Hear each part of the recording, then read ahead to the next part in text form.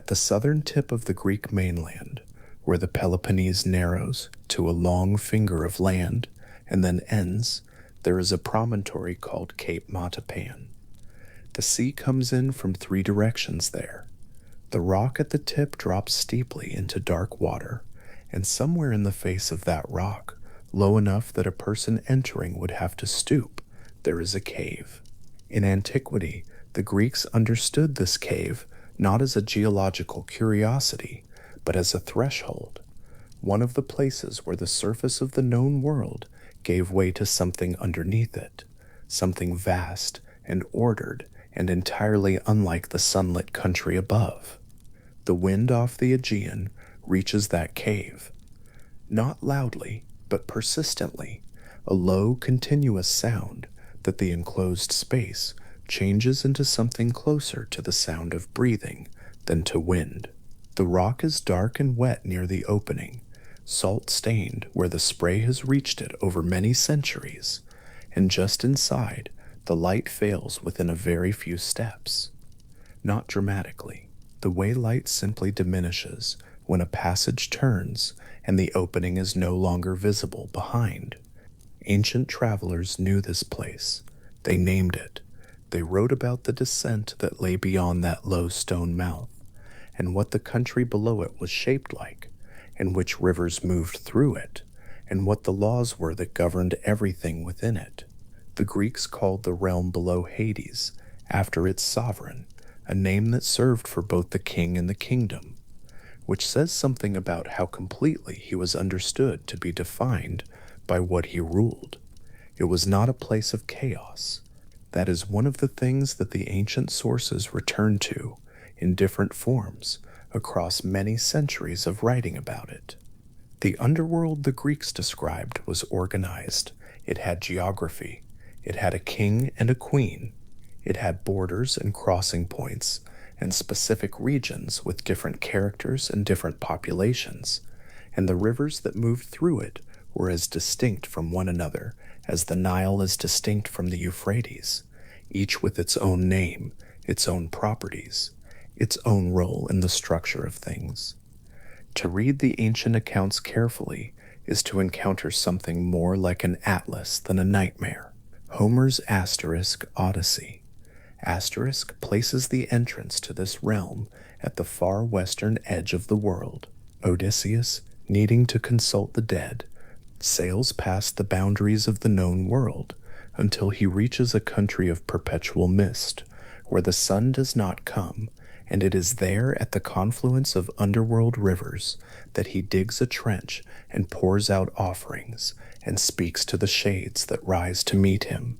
In Homer's account, the underworld is not below the ground so much as beyond the horizon, lying at the edge of things where the geography of the living world has simply given out.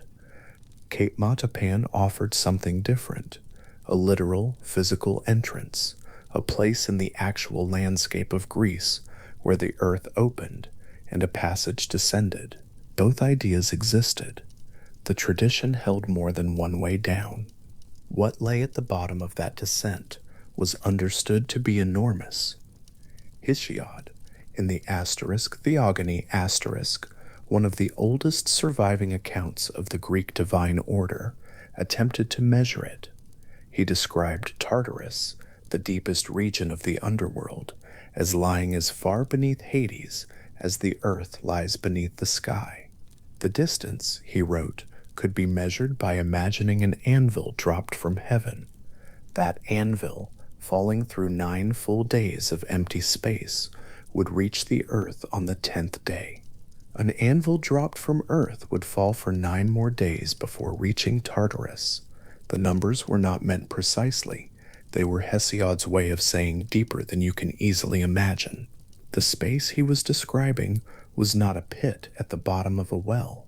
It was a distance as vast as the sky above, inverted, with the same proportions but pointed downward into the dark. That image, 9 days of falling through nothing, is one of the stranger things in ancient Greek cosmology, and worth dwelling on for a moment. Not a cavern, not a hole in the ground, a volume of space cold and empty, as large as the sky, with nothing in it to see in any direction, the earth far above, and Tartarus still far below. Hesiod's Tartarus was a place defined by its depth, by the sheer distance of it from everything else. The gods imprisoned there were not walled in so much as they were simply too far away to return from. The distance itself, the constraint, the darkness of that long fall, serving as both boundary and contents. The underworld, the Greeks described, did not consist only of such depths. Between the entrance and the deep places, there was an entire intermediate country, and it was in this intermediate country that most of the dead resided. The Asphodel Meadows. Ancient sources describe this region consistently, a wide plain beneath a sky without sun, stretching for an indeterminate distance, covered in the gray flowers called asphodel, which in the living world grew on poor soils and hillsides and roadsides, the flowers that bloomed where nothing better would. The souls in the asphodel meadows were not in pain. They were not being punished or rewarded. They were simply continuing the pale and reduced continuation of what they had been in life, moving among the gray blooms with the slow, unpurposed motion of things that have nowhere in particular to go and no particular urgency about getting there. The sky above the asphodel meadows, if it can be called a sky, was not dark. The ancient sources do not describe it as night. It was the absence of sun rather than the presence of darkness, a diffuse, sourceless gray-white light that cast no shadows and revealed no distance. Under that even light, the asphodel flowers neither bloomed nor withered. They held their gray state perpetually.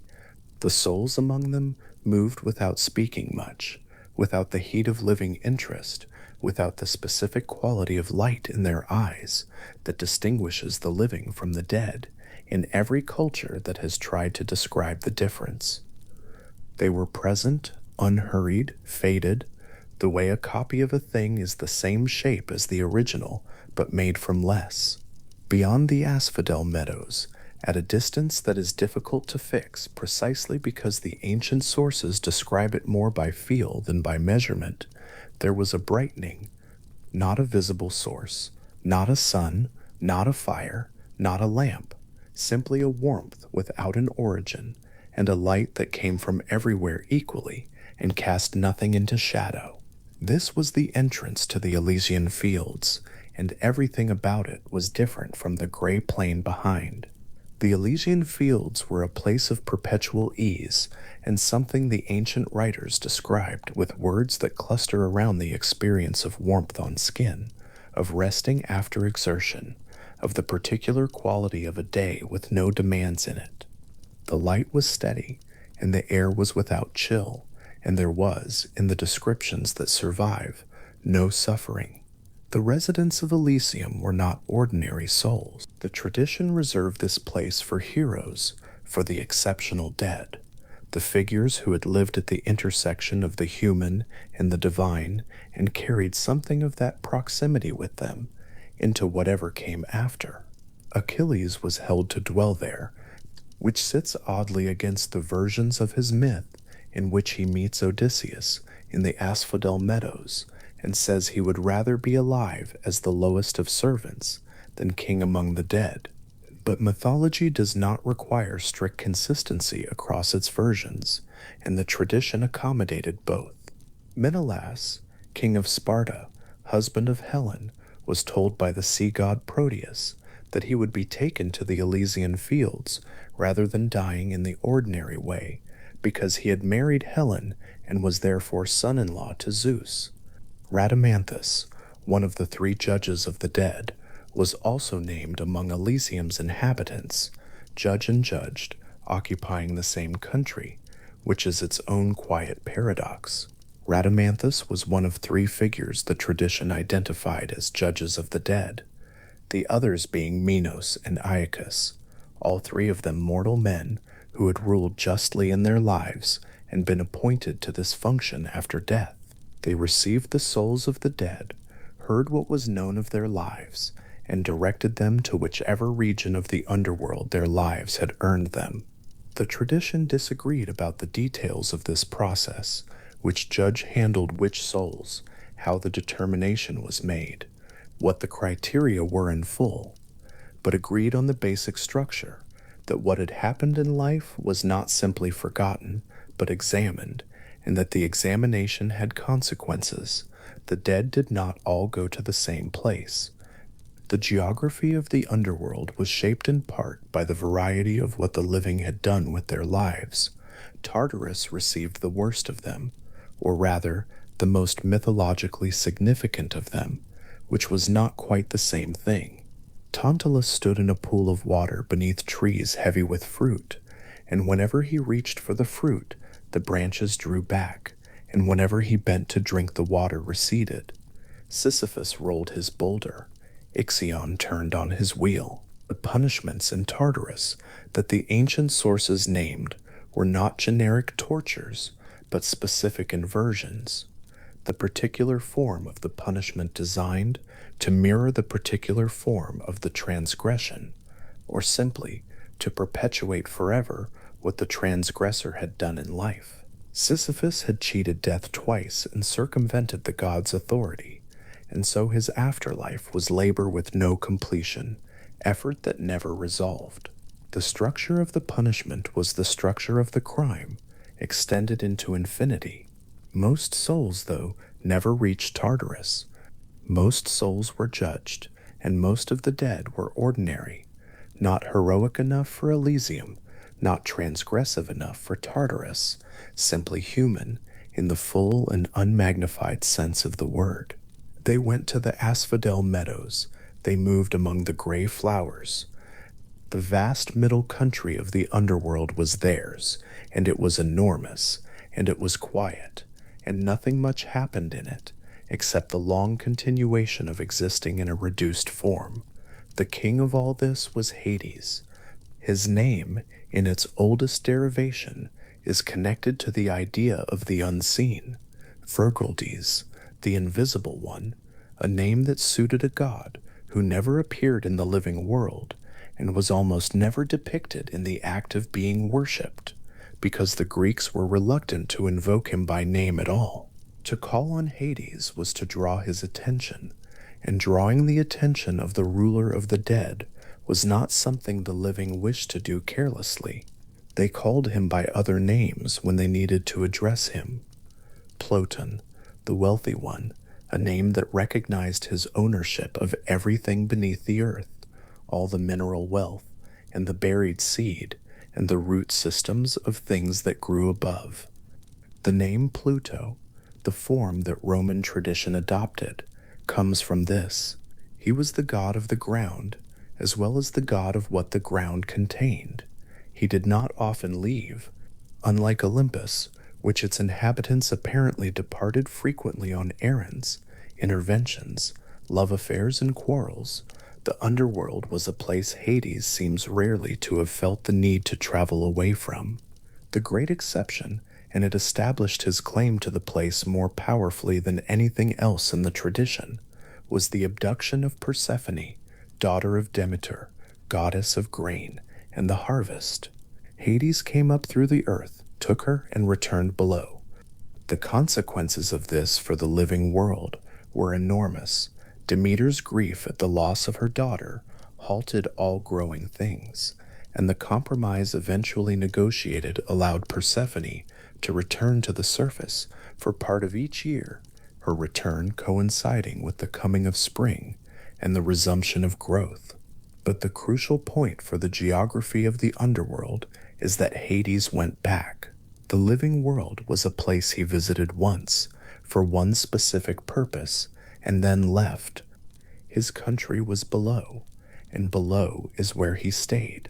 Persephone remained queen of the underworld for the months each year that the compromise required, and in that role she was not simply a captive consort, but a full sovereign, feared, approached with proper respect, capable of granting favors and exercising her own authority over the dead who came before her. Orpheus, descending to retrieve Eurydice, addressed both Hades and Persephone with his music and his appeal. It was to both of them that he made his case. The ancient sources describe Persephone as moved by what Orpheus sang, and her response as entirely within her authority to give. She did not need to ask Hades for permission before agreeing. She was queen of this country with full standing, not merely its king's companion. The underworld the Greeks described was therefore a sovereignty with two rulers, an ordered geography, a system of judgment, several distinct regions with their own characters and populations, and 5 rivers, 5 bodies of water moving through it, each with its own name and properties, and role in how the whole structure worked. Ancient sources returned to these rivers repeatedly, cited them as boundaries, swore by them as authorities, used them as the mechanism by which souls were transferred from the living world into the dead country and then sorted within it. The rivers were not decorative features of the landscape. They were functional. They were, in some sense, the infrastructure of the underworld, the system by which things moved and were measured and were bound. What Homer described at the far western edge of the world, the confluence of underworld rivers, at the place where Odysseus dug his trench and poured out his offerings, was only one of those rivers at one of its boundaries. The full picture was larger and more intricate, with each river occupying its own stretch of the underworld's geography and performing its own specific office. The Greeks were precise about this. They gave the rivers their names and knew their natures, the way a person who has studied a map knows the difference between rivers that drain toward the sea and rivers that drain inland to shallow lakes. The names were distinct, the properties were distinct, the mythological and ritual significance of each was entirely its own. One early source of this river geography is the asterisk theogony. Asterisk itself, the same text in which Hesiod measured the depth of Tartarus with his falling anvil. Hesiod named the Styx, the most powerful of the 5, and established its role as the oath river of the gods, the body of water by which even Zeus could be bound. He was writing in the 8th century BCE, or thereabouts, in the context of a tradition that was already ancient by his time, already accumulated, already carrying the sediment of many earlier versions and earlier tellings. What Hesiod wrote down was not something he invented, but something he inherited, and what he inherited had its own history behind it, stretching back into periods of Greek civilization for which almost no written record survives. The tradition continued. Plato used the rivers of the underworld in philosophical arguments about what happened to the soul after death. The asterisk, Phaedio asterisk, written in the 4th century BCE, contains a detailed cosmological account in which the underworld's waterways are not mythological decoration, but mechanisms by which the cosmos processes the moral weight of human lives. Virgil, in the 1st century BCE, built his underworld in the 6th book of the asterisk, Aeneid asterisk, out of Greek sources and his own additions, creating a description so vivid and so carefully organized that it became the standard account for much of later European literary tradition. Each writer inherited the rivers, used them, and passed them forward with something added or changed or re-emphasized. The tradition was not a fixed text, it was a body of material that moved, and the landscape that held all of this was imagined with a specificity that makes it worth dwelling on, not as a cave, not as a void, not as mere nothingness, but as a country, a wide country, enormous and layered, with its pale plains and its distant brightening and its deep spaces below, with rivers moving through all of it, with a king who knew every part of it, with a queen who held half the year there, with 3 judges hearing the accounts of the newly dead as they arrived. The ancient sources did not agree on every detail. They offered different measurements, different arrangements, different emphases, but they agreed on the basic shape of the thing, and the basic shape was something like this: a place as old as the earth and as large as what lay beneath it, organized by law, governed by figures who took their office seriously, and traversed by 5 rivers that each had their own name and their own work to do. The cave at Cape Matapan was one of the ways in, one of the places where, if a person knew what lay beyond the narrow entrance and stooped and walked forward and let the light go out behind them, the passage was said to begin. Pausanias, the geographer who traveled Greece in the 2nd century CE and recorded what he found there, visited this site and noted it. He wrote about it the way a person writes about a place they have been, specifically with attention to what the entrance looked like and what the tradition held about it. The cave was real, the rock was real, the sea wind coming off the water was real. What lay beyond the entrance was a matter of what the tradition described, and the tradition was long and careful and coherent enough that a person could, in a certain sense, read the description and understand the country. Hades did not come to the entrance to meet anyone. He was further in, somewhere in the interior of the realm, removed from the threshold by the same depth that Hesiod measured with his falling anvil, or not measured by that particular scale at all, simply present in the way that a king is present in a kingdom he rarely leaves. The ancient sources do not often describe him in motion. He is almost always seated, presiding not over any particular moment or judgment, but simply over the whole thing, in the way that a sovereign presence over a country consists largely of being there, of being the reason the laws hold and the geography makes sense. The 5 rivers moved around and through his kingdom, and he had ruled over their movement for longer than any living memory could reach, for as long as the underworld had existed, for as long as the dead had needed somewhere to go. In the oldest accounts, stripped of nothing, and with nothing added, this was simply how it was. A country below the country the living inhabited, vast and ordered, and presided over by a figure who had no desire to be anywhere else. The rivers moved in the dark. The asphodel flowers held their gray state in the wide plain. The brightening at the edge of Elysium was warm and sourceless and did not cast shadows. And at a depth 9 times the distance between earth and sky, Tartarus held its particular contents in the particular cold of that great depth, far enough below the ground that the concept of above had nearly ceased to be meaningful. Whatever it meant that the Greeks had imagined this so specifically, had named its rivers and measured its depths, and identified physical places in the living landscape as its entrances and exits.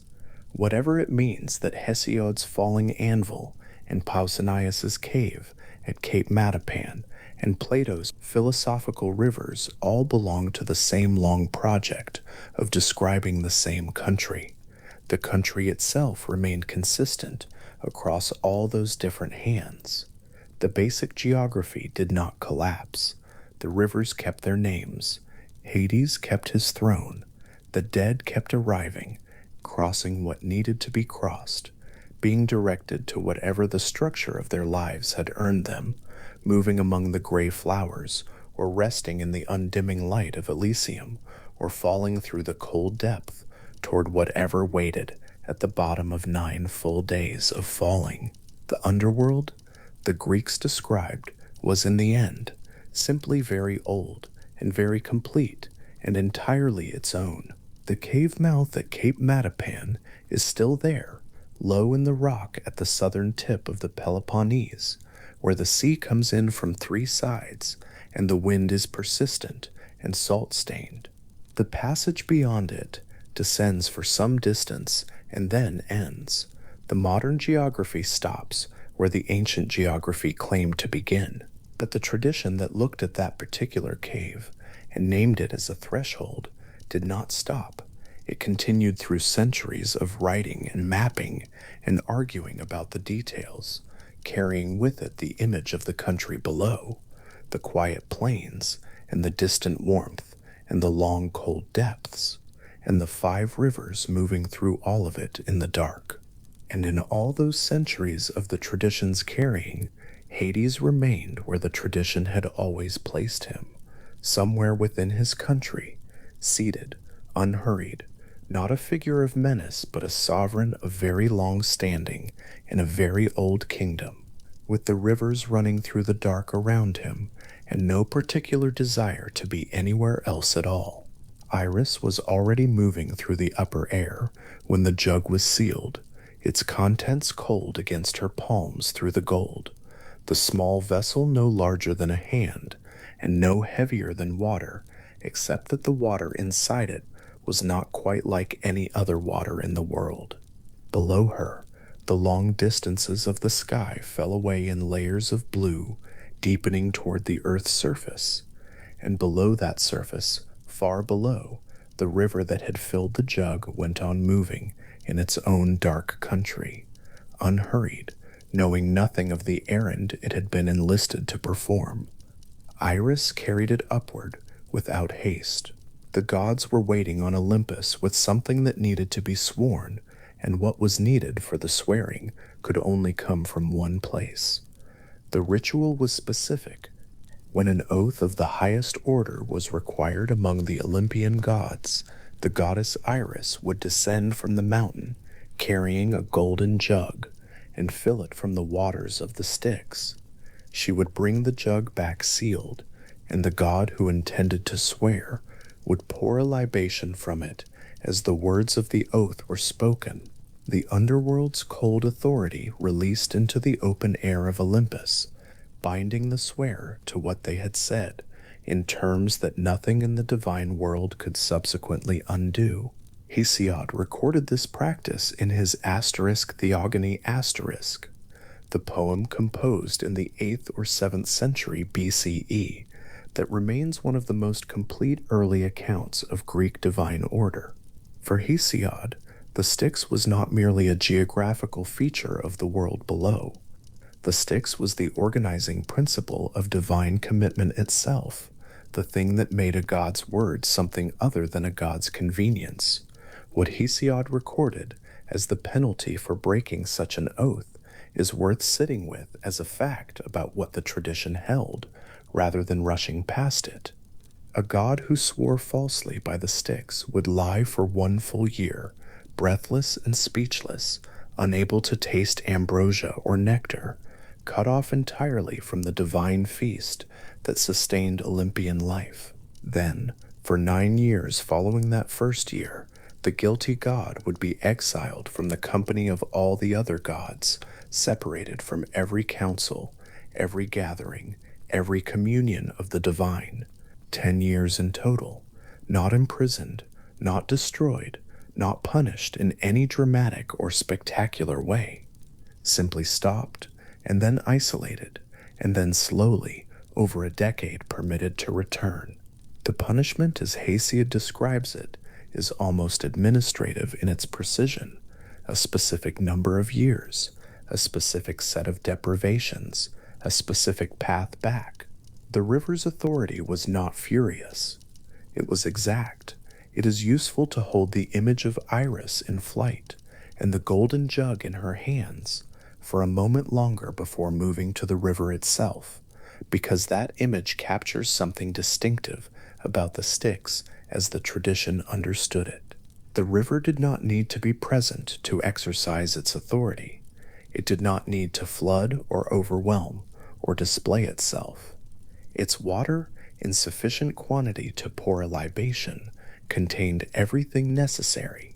Iris carried the underworld's authority through the upper sky in a vessel small enough to hold in one hand, and when she arrived, the authority held. The distance between the deepest part of the world and the highest did not diminish what the jug contained. This was a river that operated across the entire vertical range of the Greek cosmos, from Olympus to Tartarus, and the golden jug was how it traveled. The river also traveled, in the tradition, through the body of a child. Thetis was one of the Nereids, a sea nymph of particular power and grief, mother of Achilles, and according to the account set down by the Roman poet Statius in his Achilleid composed in the 1st century CE, she had attempted to make her son invulnerable by immersing him in the waters of the Styx. The story, as Statius tells it, is a story about the grip. Thetis held the infant Achilles by the heel, lowering him into the river, and the dark water closed over his body and then receded as she lifted him back out. The whole passage through the water took only a moment. She held him suspended above the surface afterward, water running from his skin, the heel she had gripped still dry. The Styx had touched everything it was permitted to touch. The one point where her hand had been was a point the river never reached. The myth of Thetis and Achilles in the Styx is later than the older accounts of the river as an oath-binding force. Statius is writing 7 or 8 centuries after Hesiod, and it is worth noting that Homer, whose *Iliad* is the foundational account of Achilles, does not describe this scene. Homer's Achilles is simply vulnerable, as heroes are. The invulnerability and the heel become features of the tradition's later growth, accumulated around the figure of Achilles as the centuries passed. But Statius's account of that moment, the mother holding the child above black water, the grip tight, the single dry point left above the surface, became one of the most durable images the Styx produced. It persists in the way mythological images persist, which is by being exactly right as an image, even when it is late. The precise vulnerability implied by the heel tells something true about the nature of protection, that anything that works by enclosure will have an edge, and the edge is where the enclosure ends.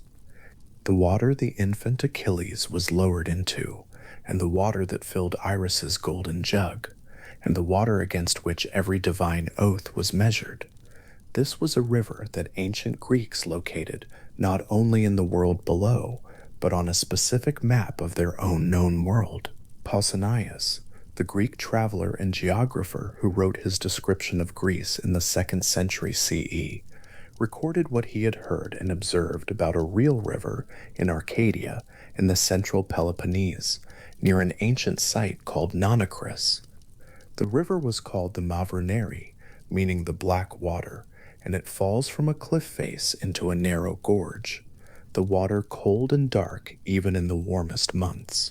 Pausanias identified this stream as the physical Styx, not as a symbol of it, not as a landscape that reminded people of it, but as the actual river whose mythological identity he took to be a statement about what the place genuinely was. The Mavroneri as it falls is narrow. The cliff it drops from is high enough that the stream becomes a thin vertical thread of silver gray before it hits the rocks at the base of the gorge, and the rocks below are dark with permanent moisture and the permanent shadow of the walls above them. In summer, when the rest of Arcadia is dry and bright, the gorge remains cold. The water from the cliff is cold in a way that feels qualitatively different from other cold water. Attentive travelers have noted this, and Pausanias noted it, and the quality of the cold was taken as evidence that this particular stream was connected to something beyond ordinary hydrology. The ancient world's habit of finding the mythological in the geographical was not random. It followed water that behaved strangely. It followed darkness where darkness was unexpected. The Mavroneri, falling from its cliff into its gorge, was a place where both of those things were reliably present.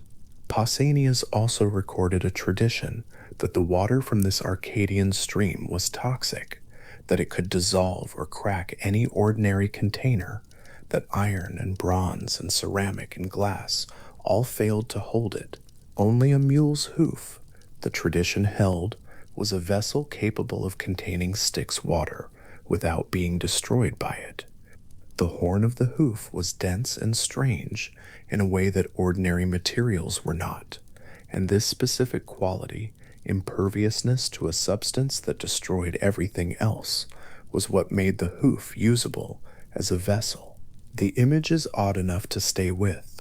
Someone at the base of the cliff at Nonacris, filling a mule's hoof with dark water from the gorge, sealing it carefully, carrying it away. The specific strangeness of the vessel honors the specific strangeness of the water. The connection between the Mavronaries' toxicity and the tradition about Alexander the Great appears in ancient sources, including Plutarch and the historian Arrian, who both record a tradition presented as a tradition, not necessarily as established fact, that Alexander was poisoned by water transported from this Arcadian stream. The story, as these sources relate it, describes the water carried in a mule's hoof, the only container that could survive it, and administered to the conqueror sometime around the year 323 BCE. Plutarch is careful about how he presents this, as he often is with traditions of uncertain provenance. He records it as one of several accounts of Alexander's death, not as the definitive explanation.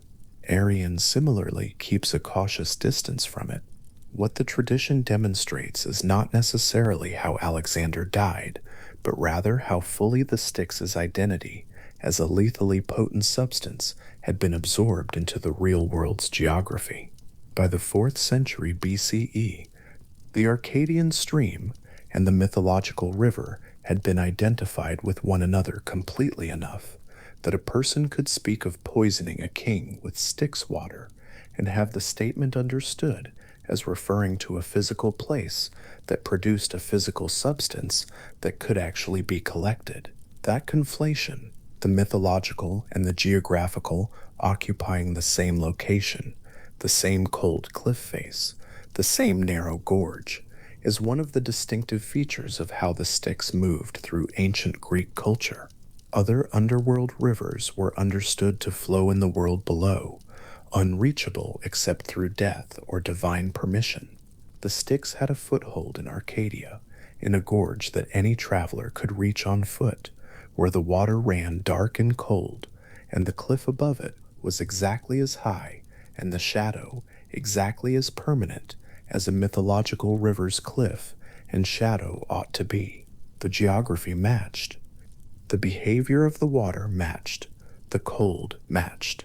Pausanias arrived, observed, identified, and recorded. And what he recorded was the certainty that the two rivers, the one beneath the world and the one falling from the cliff, were the same river running through different parts of the same continuous cosmos. There is also the punishment to return to, in Hesiod's careful account, because the punishment is not only a list of consequences, it is a picture of what the Styx's authority was understood to mean. A god who lay breathless and speechless for a year following a broken oath was not merely being penalized. The breathlessness and speechlessness were specific deprivations, and they were specific because breath and speech were the mechanisms of divine action. A god who could not breathe and could not speak, could not will anything into being, could not command or create or participate in the ongoing work of the divine order. The penalty removed the offending god from the functional activity of being a god, not through imprisonment or injury, but simply by taking away the faculties that made divine action possible. Then the 9 years of exile from the company of the other gods extended and deepened this removal, not the absence of breath and speech now, but the absence of community, of the feast, of the ongoing relational life of Olympus. The penalty moved from inside to outside, First, it took the inner capacities away, then it removed the outer conditions in which those capacities had meaning. All of this was guaranteed and enforced by the river, not by any god, not by Zeus, not by a court or a judgment, by the river. The Styx was older than the Olympian order it governed in this function. Hesiod's account places the river among the children of the Titans, its authority predating the gods who swore by it. This was a mechanism for binding the highest powers in the cosmos to their words that did not depend on any of those powers to operate. It functioned automatically in the way that very old things function in ancient cosmologies, not because someone enforces it, but because it is the nature of the thing. Break an oath sworn over Styx water, and the river's consequence follows. The river does not decide, it simply holds. The golden jug, sealed and cold, moving through the upper air in Iris's hands, contained this holding. The jug was small, the water inside it was dark and cold and very still, and it was moving at the speed Iris was moving, which was the speed of the message it was part of, which was fast. Below the surface of the earth, through layers of rock and soil that no living person could reach, the river from which it had been drawn continued on its course, through the world below, neither faster nor slower, for having some portion of itself traveling upward in a golden vessel. The river's continuity was not interrupted by the extraction. Its authority was not diminished by being carried. A portion of it was upward in the light, and a portion of it was below in the dark, and both portions were the same river, operating under the same conditions, which were the conditions of complete and unbreakable binding. The oath ritual itself, as Hesiod describes it, is a ritual of presence as much as of authority. The libation poured from Iris's jug brought the underworld physically into the space of the divine assembly, not as a symbol, not as a metaphor, but as actual water that had been drawn from below and was now present among the gods, puddling on whatever surface the libation was poured over. Its cold and darkness alien in the bright air of Olympus, and precisely, intentionally, alien. The ritual worked because the thing it called upon was genuinely other than the Olympian order, older, colder, deeper, and unconcerned with the outcomes of divine politics. The Styx did not care which god swore what. It only cared that what was sworn over it was kept. This indifference was its authority. A god who wanted to bind another god to a word needed something that stood outside the interests of both parties, and the ancient, cold, pre-Olympian river in the dark, at the base of the world, was exactly that. The Theses, filling the jug she brought to the river, or in the account of Statius, carrying her son to it, was engaging with this indifference directly. She went to the Styx because the Styx was the one substance in the Greek cosmos whose effect could not be undone by any divine will, not even Zeus's. If the water touched the child, the water's effect would hold. The premise of the dipping story is the premise of the oath ritual. The Styx's authority supersedes the authority of any god. What the tradition adds in the case of Achilles is the mother's decision about how to use that authority, not to bind anyone to a promise, but to bind the river's protective power to a body. The Tias took the oath-binding property of the water and attempted to make it work in a different direction, pointing inward rather than forward, toward the protection of a specific body rather than the enforcement of a specific word. Whether the attempt succeeded or failed depends on how the story is measured. The heel, untouched, remained vulnerable. Achilles died. From one angle, the attempt failed completely. The protection held everywhere except the single place it needed to hold most, the last place touched as the body left the water. From another angle, the attempt worked in every place the water reached. which was most of a body, which was a great deal of invulnerability for a hero to carry into a very long war. What the story holds in balance is the gap between the mother's intention and the river's mechanics. The Tanis wanted complete protection, and the river provided protection everywhere it touched. And those two things are not quite the same thing, and the difference between them is exactly the size of a heel.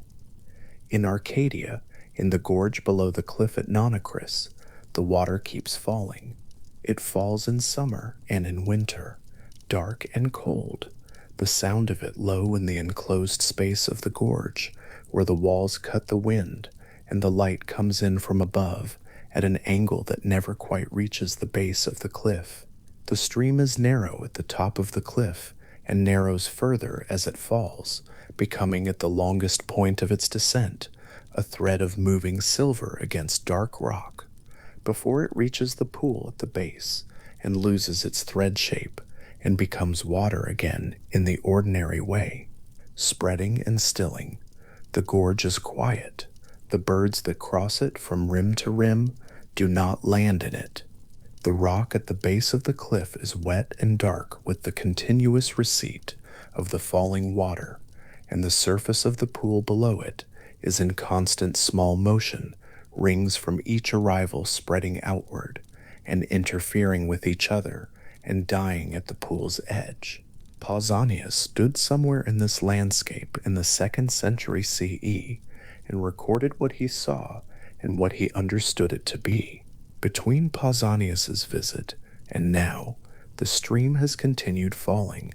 The cliff has not changed its height.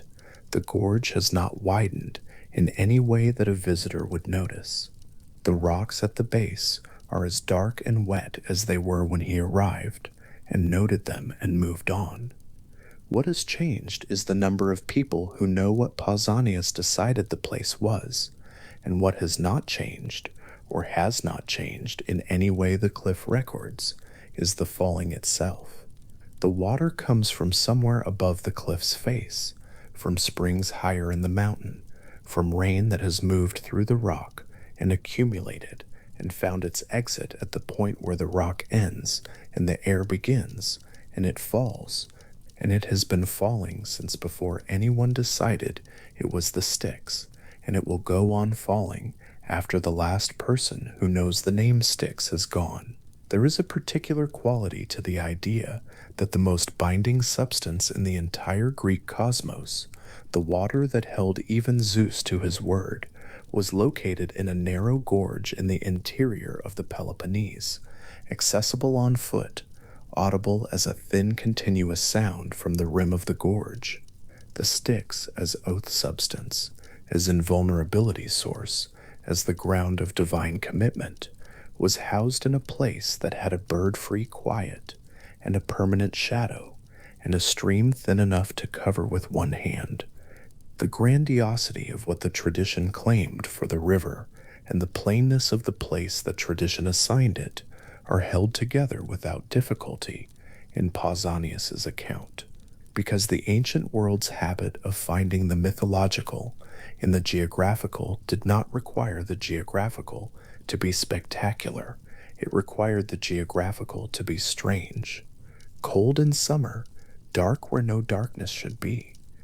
Water that fell from a height and behaved in the stories told about it in ways that ordinary water did not.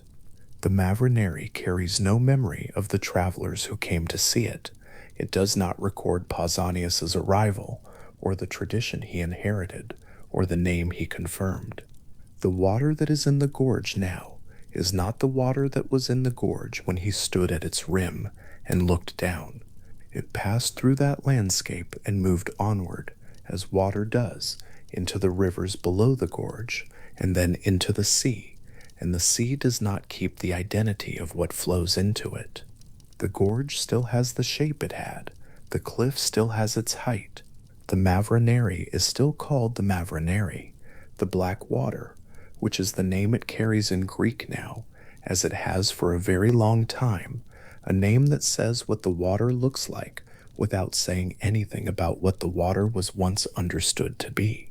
What Pausanias's account preserves, and what Hesiod's account preserves, and what Statius's account preserves, and what the tradition of Iris and the golden jug preserves, is the range of things the Styx was understood to be at once: an oath-enforcing mechanism for the gods, a substance that could render a body invulnerable if applied correctly, a real stream in a real gorge in a real part of the Peloponnese, a potential poison carried in a mule's hoof across the known world by whoever wanted to use it, a river below the world, moving through a geography that the dead would cross at the end of life.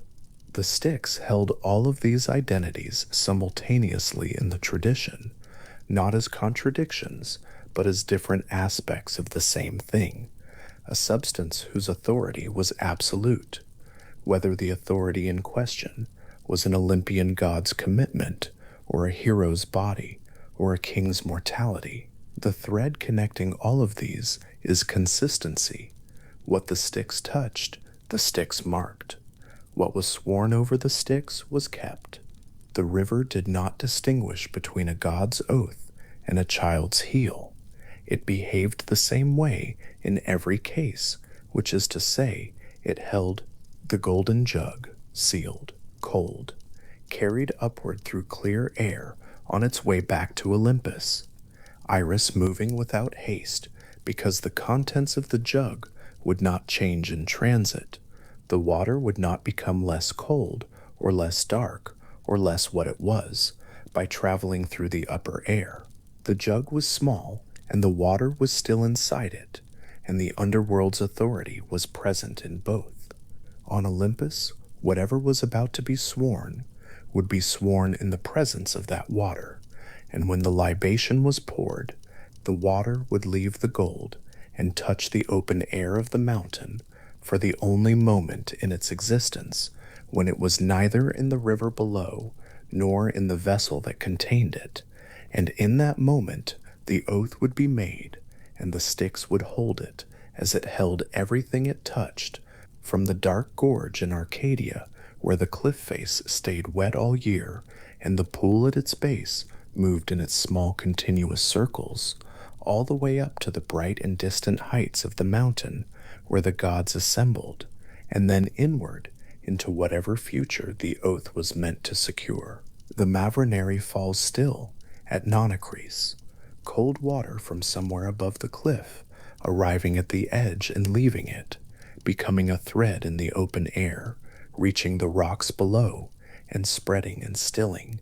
The gorge is quiet around it. The sound of the falling water is low and continuous, and carries no further than the gorge walls. A name has traveled very far from that narrow place, from Hesiod's poem to the libraries of Alexandria, from the libraries to the Roman poets who carried it into Latin, from Latin into the European tradition that inherited Latin, from that tradition into every language that has since written the word asterisk, Styx asterisk, in its own alphabet, on its own page, in its own era, meaning the river, the dark water, the thing that holds, the narrow gorge in Arcadia, and the cliff face above it, and the falling water, and the cold, and the darkness even in summer. All of this still there, the name it carries traveling outward from it in every direction, the water it produces falling in the only direction water falls, down into the dark of the gorge, quiet and cold and continuous, carrying none of the names it has been given, and none of the authority it has been attributed, only the same fall it has always been falling, from the same stone, through the same air, into the same darkness below. The Acheron Gorge in Epirus is narrow enough, in places, that the sky above it is only a strip.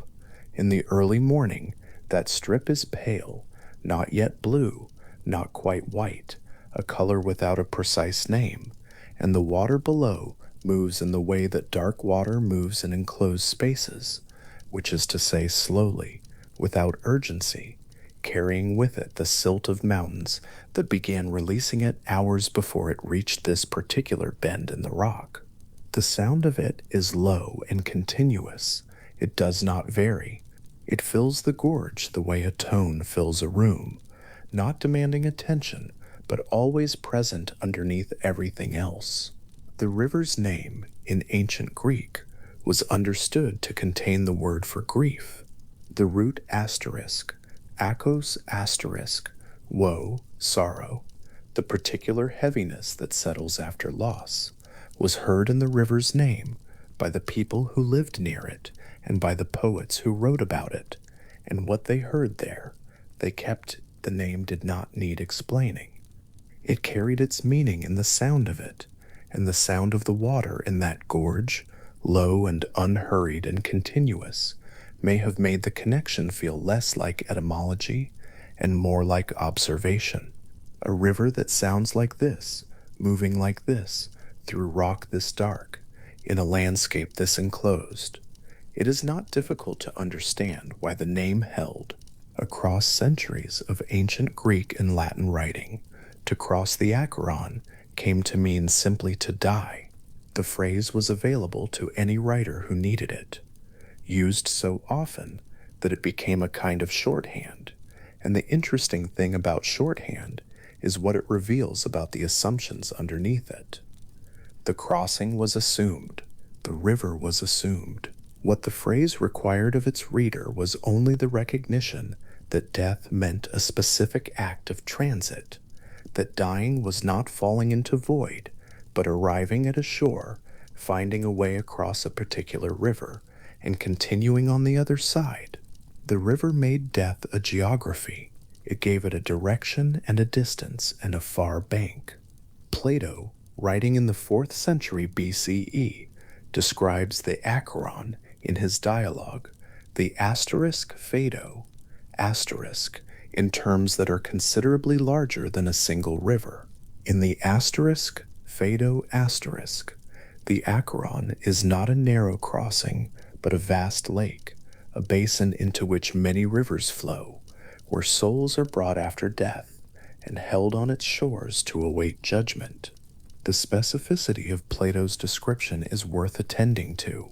He is not using the Acheron as a vague metaphor. He describes it as a geographic feature of the underworld in the same tone that a traveler might describe a lake they have not personally visited, but for which they have reliable accounts, with the measured confidence of someone reporting what the tradition holds, rather than the enthusiasm of someone embellishing.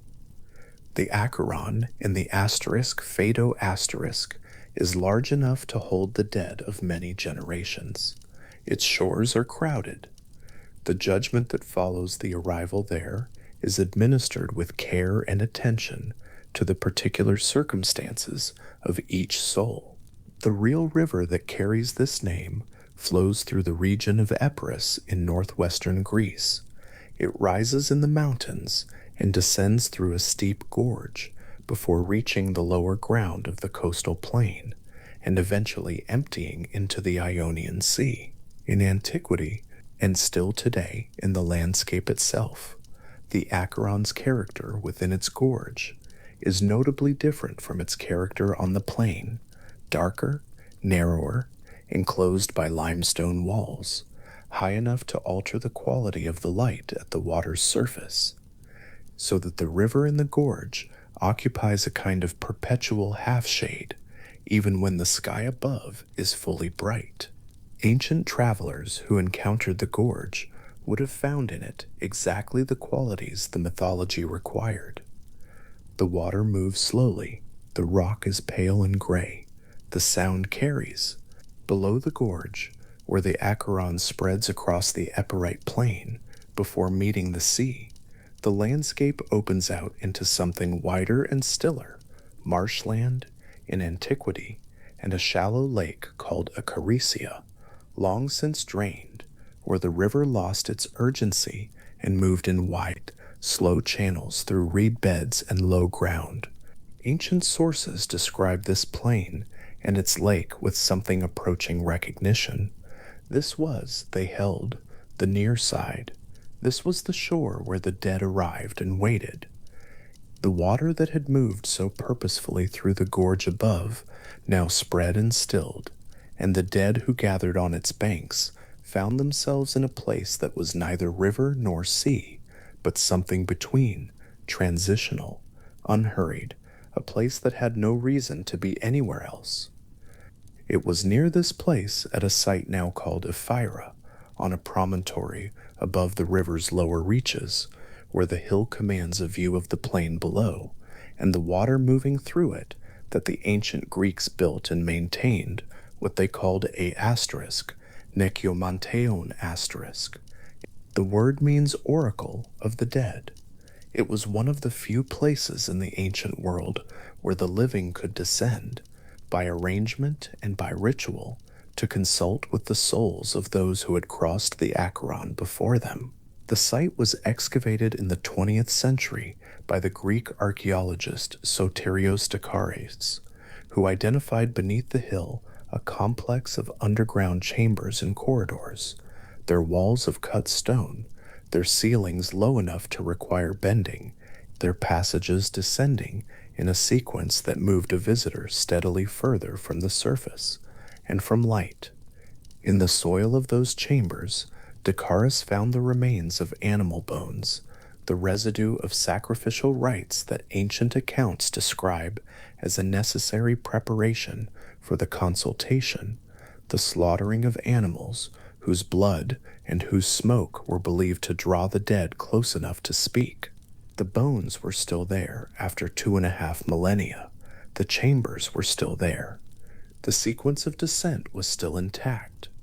Ancient accounts of the asterisk nekiomanteon asterisk describe the preparation in some detail. Visitors did not arrive and descend on the same day.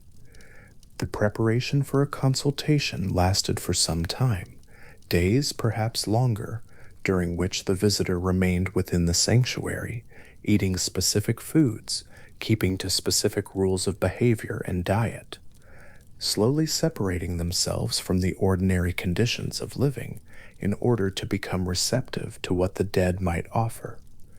The descent into the underground chambers came at the end of this preparation, and it came in darkness, or in a light so dim as to be functionally the same, through corridors that turned and descended in a way designed to disorient the visitor's sense of direction and distance, so that by the time they reached the deepest chamber, they no longer knew how far they had come, or which direction the surface lay. What they expected to hear in those chambers is not recorded in any single source with the kind of precision that would make it simple to summarize. What survives is the structure of the belief that the dead were near the Acheron, that the Acheron was near this place, that the preparations and the descent and the darkness and the sacrifice together created conditions in which the living and the dead could exchange something, a question and its answer, a message, a recognition. Whether anyone heard what they came to hear is a question the sources do not answer directly.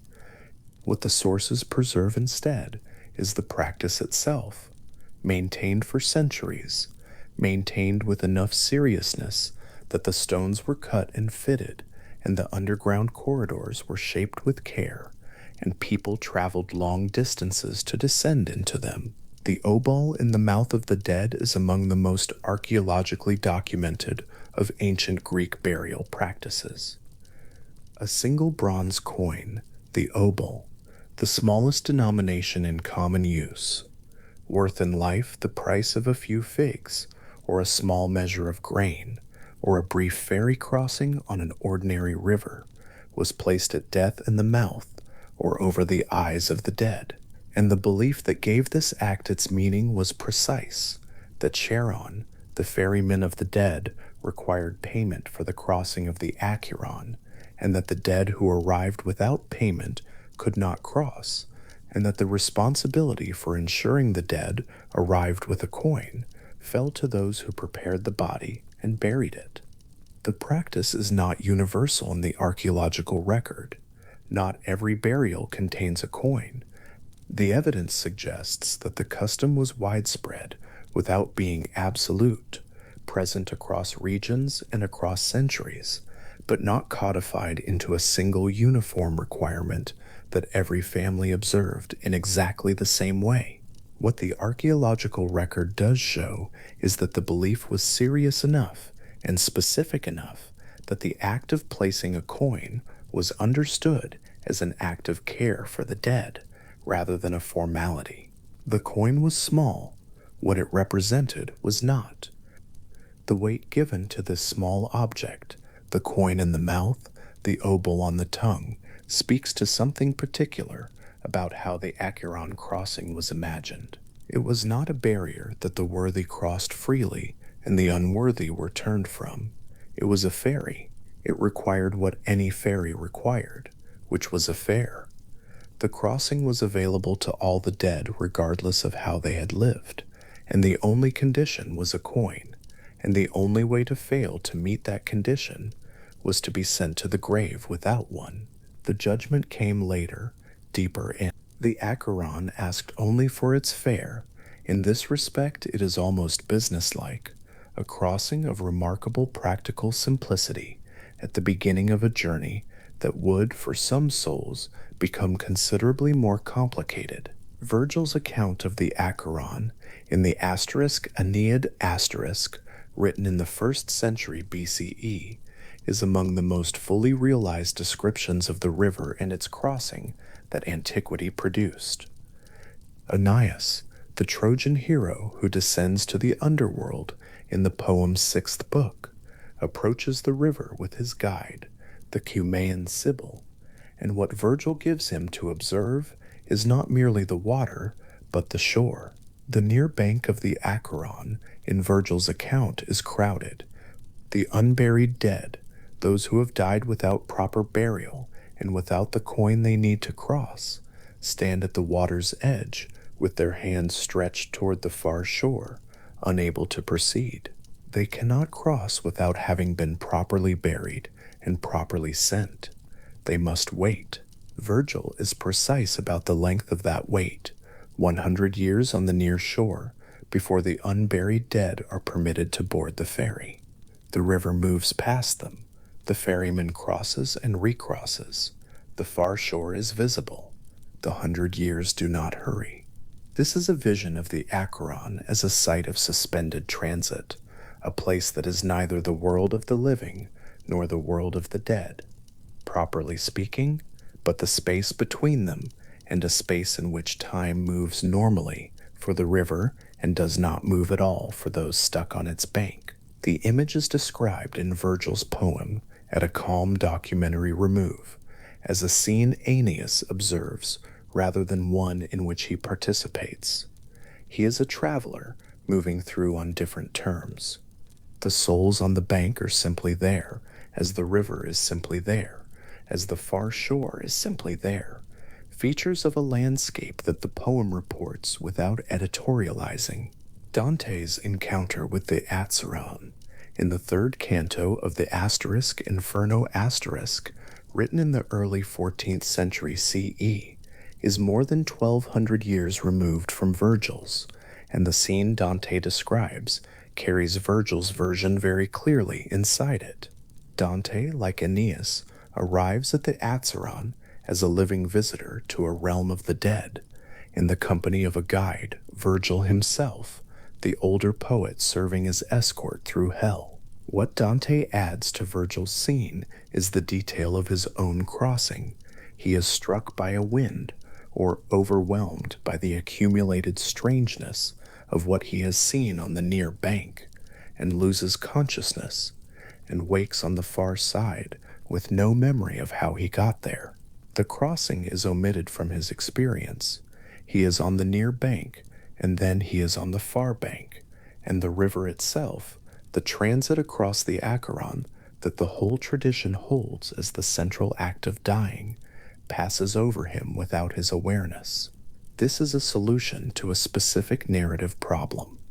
A living man who descends to the underworld cannot pay Charon's fare because he is not dead. He cannot cross as the dead cross. Dante resolves this by having his narrator simply not experience the crossing. It happens presumably because divine permission has been arranged, but the living Dante's narrative account of it contains only the gap where the crossing was. He arrives on the far bank already there, already begun on his descent through hell, with the river behind him and the journey ahead. The Acheron in this passage functions as a threshold so absolute that passing it without dying requires a kind of narrative erasure. What the tradition holds, that crossing the Acheron is what dying is, that the river and the act are the same thing, is preserved even in an account that requires a living man to pass it. The living man cannot cross consciously and remain alive in any sense the tradition would recognize. So the crossing takes place in the dark, in unconsciousness, in a gap in the record, and what comes after is simply what came after. Below the asterisk, Necumanteon asterisk at Ephora, the Acheron continues its passage across the plain. The marshland that once spread along its lower reaches has been drained over the centuries. The drainage was extensive, agricultural, practical, and the landscape that ancient visitors to the oracle would have recognized. The wide, low-lying ground, with the river moving through it in slow channels, and the reed beds standing in the shallow water at the edges, is gone now, or much reduced. The river still moves, the plain is there, the hill with the excavated sanctuary still rises above it, and below the hill the Acheron finds its way to the sea, through ground that was once the near shore of a mythological crossing. What Descartes found in those underground chambers, the cut stone corridors, the descending passages, the evidence of sacrificial fires, and the bones of animals consumed in preparation for the consultations, was not a place of performance. The chambers were not a theater. They were too small, too dark, too carefully hidden in the body of the hill to have been built for spectacle. They were built for the specific purpose the tradition describes, which was descent, a controlled, prepared, ritually organized act of going down into the dark in order to hear from those who had gone down permanently. The visitors who prepared for days and then descended through those corridors had made a serious undertaking. The seriousness of it is legible in the architecture, in the length of the corridors, the turns that disorient, the depth below the surface that the chambers reach, the smallness of the rooms where the consultation took place. None of it is decorative. All of it is functional, and its function was to make the living person feel, as accurately as possible, that they had arrived somewhere genuinely different from the surface world, somewhere close to the river and the crossing and the far shore. What they expected to hear is the open question that the place leaves behind it. The tradition holds that the dead could be consulted, that they were near the Acheron, that the Acheron was near this hill, that the combination of preparation and descent and darkness and sacrifice brought the living and the dead into a proximity that permitted exchange. But what the exchange produced, what questions received, what answers in those low stone rooms, in the dark beneath the hill, in Epirus, is a silence that 2,500 years have not filled. The river itself is indifferent to what was expected of it. It flows past the hill at Epirus at the same pace it has always flowed, not quickly, not dramatically, with no more urgency than dark water moving across flat ground has ever shown.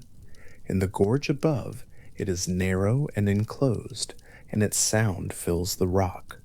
On the plain below, it spreads and stills and finds its channels. At the sea, it ends without ceremony, as rivers end, its water becoming the sea's water, and the distinction between the two dissolving in the ordinary way. The name it carries, the flowing of woe, or something close to that, has traveled very far from this particular gorge in northwestern Greece. It traveled through Homer and through Plato and through Virgil, and through Dante, and through every subsequent writer who needed a word for what dying meant, that carried with it the sense of direction, of crossing, of a shore on either side. To go to the Acheron was to die in a way that made dying a journey rather than a stopping. The river was the mechanism of that reframing. Without the Acheron, death was simply absence.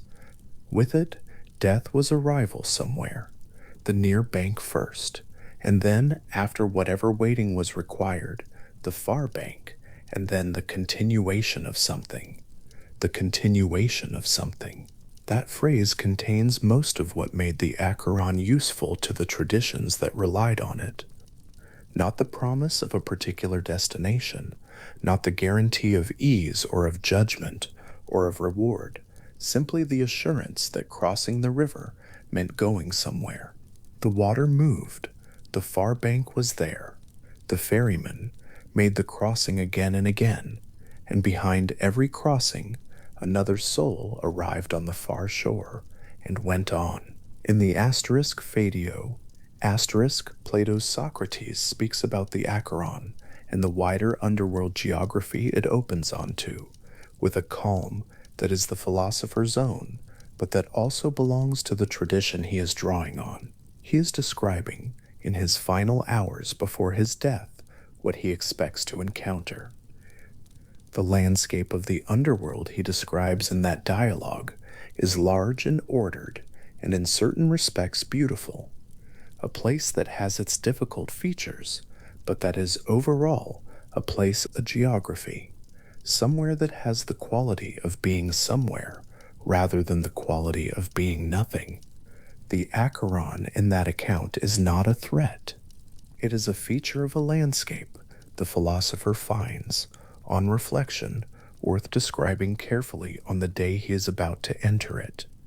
That equanimity, the calm with which Socrates in the asterisk Phaedio asterisk discusses the river and the crossing and what lies beyond it, is one of the older tones the Acheron has been heard in.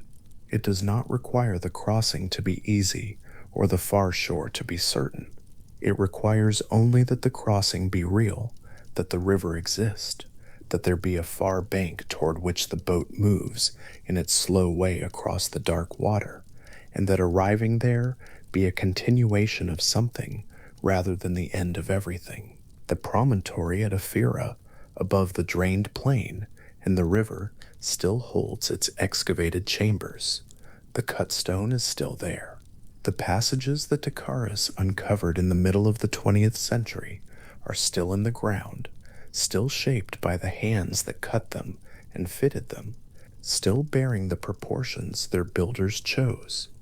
Narrow enough to require single-file descent, low enough to require attention, long enough to make the surface feel genuinely far away by the time a visitor reached the deepest room. The bones from the ancient sacrifices are no longer in the soil in the same condition they were when found. Excavation changes what it uncovers, but the information they carried about what was practiced there has been recorded, and what was practiced there is understood at least in its broad outlines, which is more than can be said for many ancient sanctuaries. The Acheron below the hill is still moving, on a morning in early autumn when the mountain melt is low and the rains of winter have not yet come. The river in its gorge is at its narrowest and its slowest, still dark between the limestone walls, still filling the enclosed space with its low, continuous sound, still carrying the silt of mountains that have been releasing it for longer than the myths that name the river have been in circulation. The sky above the gorge is the strip of pale color it has always been. The walls of rock rise on either side. What the visitors who descended into the asterisk Nekiomanteon asterisk expected to hear in the dark is a question the site asks of anyone who stands above it now. The corridors are there. The preparation required of the visitors is described in the ancient sources with enough specificity that the broad shape of it is recoverable. The days of specific eating, the specific rules, the gradual separation from ordinary waking life in preparation for the descent. The descent itself is physically real, its dimensions documented. The darkness at the end of it was real. What filled that darkness? What voice, if any, spoke from the far bank of the river, moving past the foot of the hill, is the part that the stones and the bones and the cut corridors cannot answer. The river holds no record of the questions. It moves past the hill at its own pace, neither slower nor faster for the attention that was once given to it, neither more nor less dark for having been understood as the boundary between the living and the dead for several centuries, while the Neciomontean asterisk was in use. Whatever authority the tradition gave it, whatever weight the name carried in a culture that heard grief in its sound, the river received all of this and continued in the way that rivers continue, which is to say steadily and without comment, and toward the sea. The stones of the sanctuary at Ephyra are still in the ground beneath the hill. The passages still hold their shape. Below the hill, the Acheron is still moving, slower now in the drained plain than it was when the marshlands spread along its lower banks, and the reed beds stood in the shallow water at the edges, but moving, still carrying silt from the mountains, still finding its channels through the flat ground to the coast. The underground rooms, where the consultations took place, are still there in the proportions their builders gave them, still low-ceilinged and narrow and descended to, from above, through passages that turn in the ways they were designed to turn, and the visitors who once made their way down through those passages, carefully prepared and carrying whatever question had brought them across the long road to this particular hill above this particular river in northwestern Greece, are gone in the way that all the living eventually go, across their own Acheron, by whatever means the tradition provided, to whatever far bank waited for them on the other side. What they expected to hear, descending in the dark toward the river they had been told was near, is the question the place keeps. The sight does not answer it. The river does not answer it. The stones of the corridors hold their shape and hold their silence, and the Acheron continues past the foot of the hill in the steady, unhurried, dark way it has always continued, carrying its name and its old connection to the sound of grief and the act of crossing, moving through a landscape that no longer quite resembles what the ancient visitors found when they came here with their questions, but that is still, in its essential character, the water, the rock, the gorge above, and the plain below, and the sea at the end, unmistakably the same river. At a Greek funeral in the 5th century before the Common Era, the women of the household gathered at the body before dawn. Their voices rose together in a sound the ancient sources call kokoain, a verb meaning to wail or shriek in grief, a word whose root carried no suggestion of disorder or loss of composure, because the sound itself was not disordered. It was regulated. It was required. The kokoain was a formal obligation, as structured as the preparation of the body, as necessary as the pouring of libations, as carefully bounded in time and voice and posture as any other ritual the living performed for the dead. The women who raised the sound knew its purpose. They were not breaking apart. They were completing something. This sound, repeated at funeral after funeral across the Greek world for centuries, gave a river its name, the Cocytus, the wailing water, the river whose name holds that formalized cry inside it, permanently, flows through the underworld as the ancient sources describe it, and its name has never lost its root. Every time the word is spoken, the sound of the kokoain is present inside it, not as metaphor, but as etymology, as the structural fact of what the word is made from. The Greeks did not call this river something that sounded like wailing. They called it the thing that wailing was, carried in the shape of a flowing noun, set moving through the sunless kingdom and left to run. What the tradition holds about the Cocytus is, in several respects, the most precise and specific of all the Underworld river's mythological accounts, because its story is not only about what the river is, but about who waits on its banks, and for how long. Virgil's asterisk, Enid asterisk, composed in the 1st century before the Common Era, gives the Cocytus one of its most detailed descriptions. And what Virgil describes is not primarily the water itself, but the condition of the souls who cannot yet cross it. These are the unburied dead. They stand on the near shore, the living side, unable to proceed. The river moves past them. The far bank is visible. The crossing itself is not forbidden to them by divine decree, but by ritual failure. They have not received burial, and without burial the crossing cannot be made. And the span of time they must wait is not vague or open-ended. Virgil is precise about it. 100 years. This precision is worth sitting with for a moment.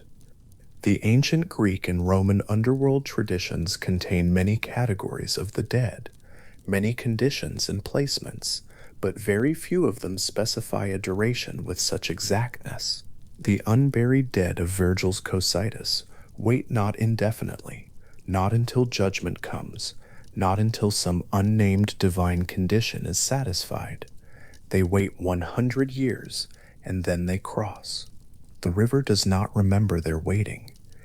The river simply runs, measuring the time by its own passage, and when the century has passed, the soul takes its place among those permitted to proceed. Something about this, the slow, impersonal, completely accurate accounting of the river, makes the Cocytus feel less like a punishment and more like a system whose scale is simply different from what the living measure by. Sophocles understood this.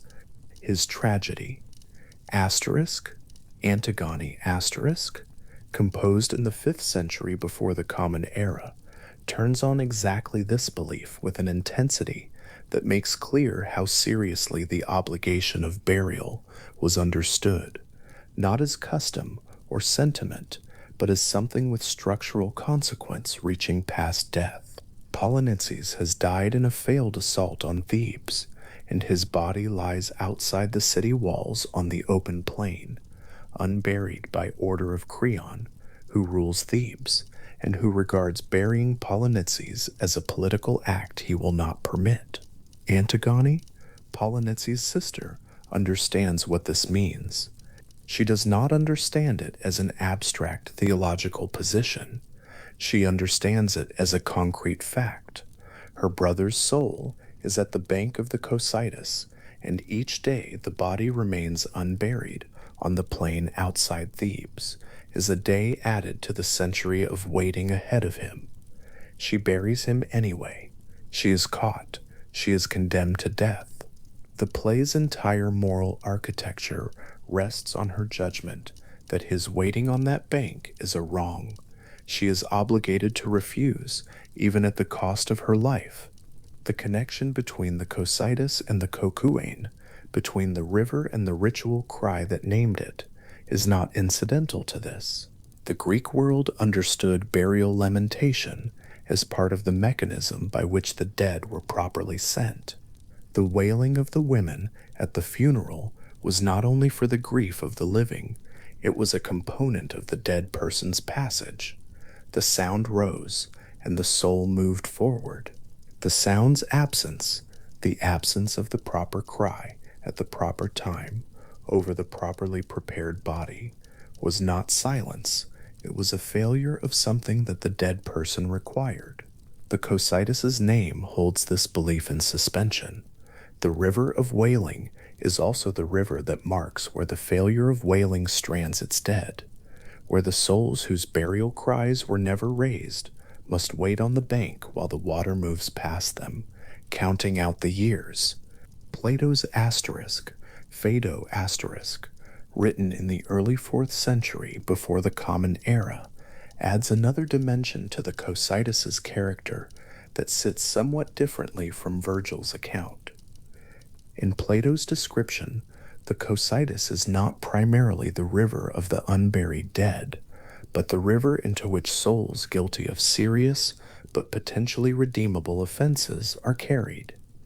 These are not the irredeemably wicked, whom Plato places elsewhere. These are souls who have done genuine wrong, wrong significant enough to require accounting, but not so total as to make accounting impossible. The river brings them to those they have wronged. They must call out to them. They must ask from within the water whether what they are owed can be released, whether the harm they caused can by some act of those they harmed, or some process of the river itself, be set aside enough to allow passage. The river is not purely punitive in Plato's account. It is relational. It is the place where the moral arithmetic of a life gets worked out in the presence of the other lives it touched. What is interesting about holding Virgil's account and Plato's account alongside each other is that they describe what seems at first like the same river, but is in its emotional function something quite different. Virgil's Cocytus is about the absence of ritual, the failure of the living to complete what was needed, and the dead waiting patiently, correctly, for the century to pass. Plato's Cocytus is about the presence of the wrong itself, the soul brought face to face with the consequence of what it did, and the river as the medium of that encounter. Both accounts take the river seriously as a structural feature of the moral world the dead inhabit. Neither treats it as merely atmospheric. The wailing water is in both traditions a place where something actually happens, where time is measured, or where a reckoning is conducted, or where the soul in some way accounts for what it carried across death. The sound of the cocoine runs through both, even though neither account mentions the mourning ritual directly. The name carries it. Far later, in a tradition that understood the underworld through the lens of Christian theology rather than Greek cosmology, the Cocytus appeared again, but so transformed that only its name and its association with the deepest region of the dead connects it to the river Sophocles and Virgil described. Dante Alighieri, writing the Inferno in the early 14th century of the Common Era, placed the Cocytus not as a flowing river of dark water, but as a frozen lake, not a surface frozen in winter that will thaw and flow again, a lake frozen permanently, frozen at the absolute bottom of hell, at the furthest point from heaven, at the lowest place in Dante's entire cosmological structure. The ice of Dante's Cocytus is formed by an enormous and continuous source of cold air, the slow, colossal beating of Satan's wings as he strains eternally against his imprisonment in the ice of the lake's center. The wings do not warm the air, they move it down, and the moving down freezes the lake above and around the figure at its center, and the ice holds. It has always held. The beating continues, and the cold it generates is the lake it produces, in an arrangement that is both mechanism and punishment, both physics and theology, the prison self-sustaining through the very effort of the imprisoned to escape it. What Dante's Cocytus freezes in its ice is not souls in the simple condition of waiting. The souls embedded in the ice of the Cocytus are traitors, the specific category of sin that Dante's moral system places at the very bottom of his underworld, below fraud, below violence, below the sins of incontinence that occupy the upper levels of hell. Treachery, in Dante's framework, is the worst thing a person can do because it is the corruption of the bond of trust that makes relation between people possible at all. To betray is to hollow out the structure that trust holds up, and the punishment that fits this corruption is a total stillness, the traitors fixed in ice, immobile, The water that the Cocytus should have been moving now locked into absolute immobility around them. The lake is arranged in 4 concentric rings, each given a name, each populated with a specific category of betrayal. Caina holds those who betrayed their kindred. Antenora holds those who betrayed their country or their political cause. Catalamia holds those who betrayed their guests, the violation of hospitality, which the medieval world took as seriously as the ancient world had. Your deepest, coldest, most completely embedded in the ice, Judeca holds those who betrayed their lords or masters. These 4 rings, named and distinguished, arranged with the precision of a legal taxonomy, cover the full landscape of treachery as Dante understood it, the closest bonds first, then the civic, then the sacred bonds of hospitality, then the hierarchical bond of service and loyalty. The specificity of this arrangement is characteristic of Dante's entire method. The underworld of the asterisk inferno. Asterisk is organized with the care of a legal document, every sin placed at its correct level, every punishment fitted to the nature of the offense, every name and category available for enumeration, because the moral system underlying the work is itself systematic and complete. The Cocytus receives this treatment in its most extreme form, the lake that freezes rather than flows. The betrayers sorted into 4 precisely named categories. The ice so complete that the faces of the embedded souls are preserved in it, exactly as they were at the moment of their arrest, looking up through transparent ice with expressions the living can see, but the frozen dead cannot change. The contrast with Virgil's Cocytus, a dark shore where souls stand and wait, the water moving past them, the 100 years ahead, is almost total. What Virgil describes is patient. What Dante describes is motionless. The river that in the Roman tradition measures time by its passage has become in the medieval tradition a surface where time appears to have stopped entirely. The souls are not waiting for anything. They are not working through a century. They are simply there, in the ice, in the dark, at the absolute bottom of a cosmological structure that continues to exist in its full organized depth above them. The distance between these 2 images, the waiting dead on Virgil's dark shore and the frozen dead in Dante's silent lake, is partly the distance between 2 theological systems and partly the distance between 2 understandings of what grief is. The coquein at the Greek funeral was a sound, specific, regulated, bounded, ending. Dante's frozen lake is its opposite in almost every quality. It does not sound. It is bounded only by the walls of a cosmological structure so large that Dante and Virgil spend 9 cantos crossing it.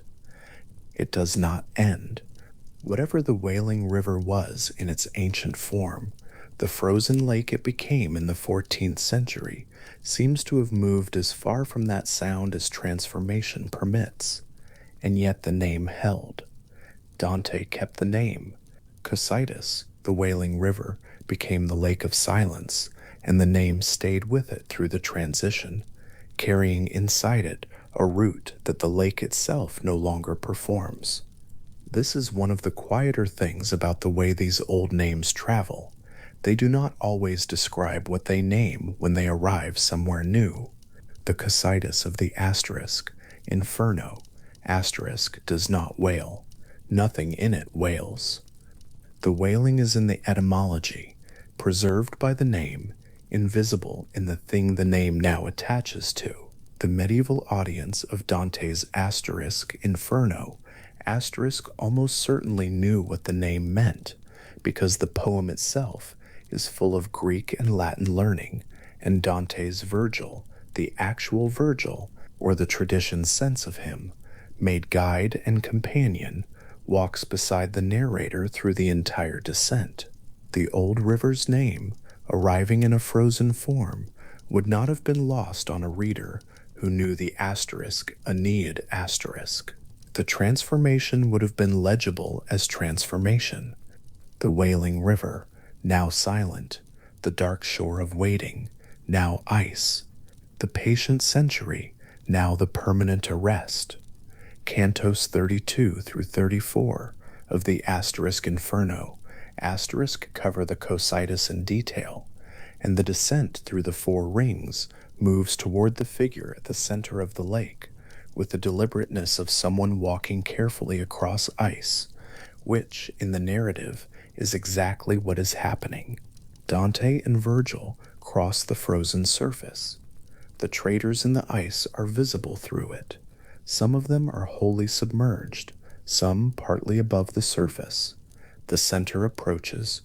The Satan, whose name in this context Dante does not use, calling him instead the Emperor of the Sorrowful Realm, is fixed in the ice from the chest downward, enormous, his three faces looking out in three directions, his six wings beating in the cold he has always created. Below him, embedded deepest of all, in the Giudecca ring, are the three figures Dante places at the absolute nadir of his moral universe: Brutus, Cassius, and Judas Iscariot, the betrayers of Caesar and of Christ. The escape from the Cocytus is one of the more unexpected passages in the Asterisk Inferno. Asterisk, Dante and Virgil descend Satan's body to pass through to the other side of the world, and when they emerge below what was Satan's waist, they find themselves climbing, because in Dante's cosmology, gravity has inverted at the center of the earth. What was down is now up. The frozen lake is now overhead. The two travelers climb out of the earth's interior into a hemisphere they have not seen before, the southern hemisphere, empty of land except for the island of Purgatory, and emerge under open stars. The Cocytus left behind below continues to be frozen. The beat of the wings continues. The ice holds. The traders in their four rings remain in the positions the ice assigned them. What the ancient funeral cry started, that regulated, formal, structured sound rising at dawn over the prepared body, has come a very long distance to arrive at this still lake in the frozen dark at the bottom of a medieval cosmological structure.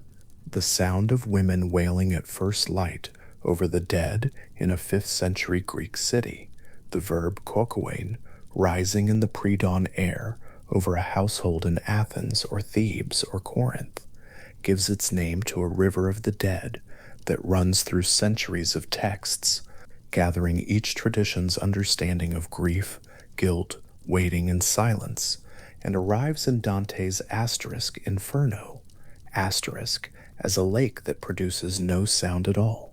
The transformation is complete, and also, in some sense, logical. The kokoein was always finite. It lasted as long as the ritual required, and then it ended. The grief of the living has a duration because the living have duration.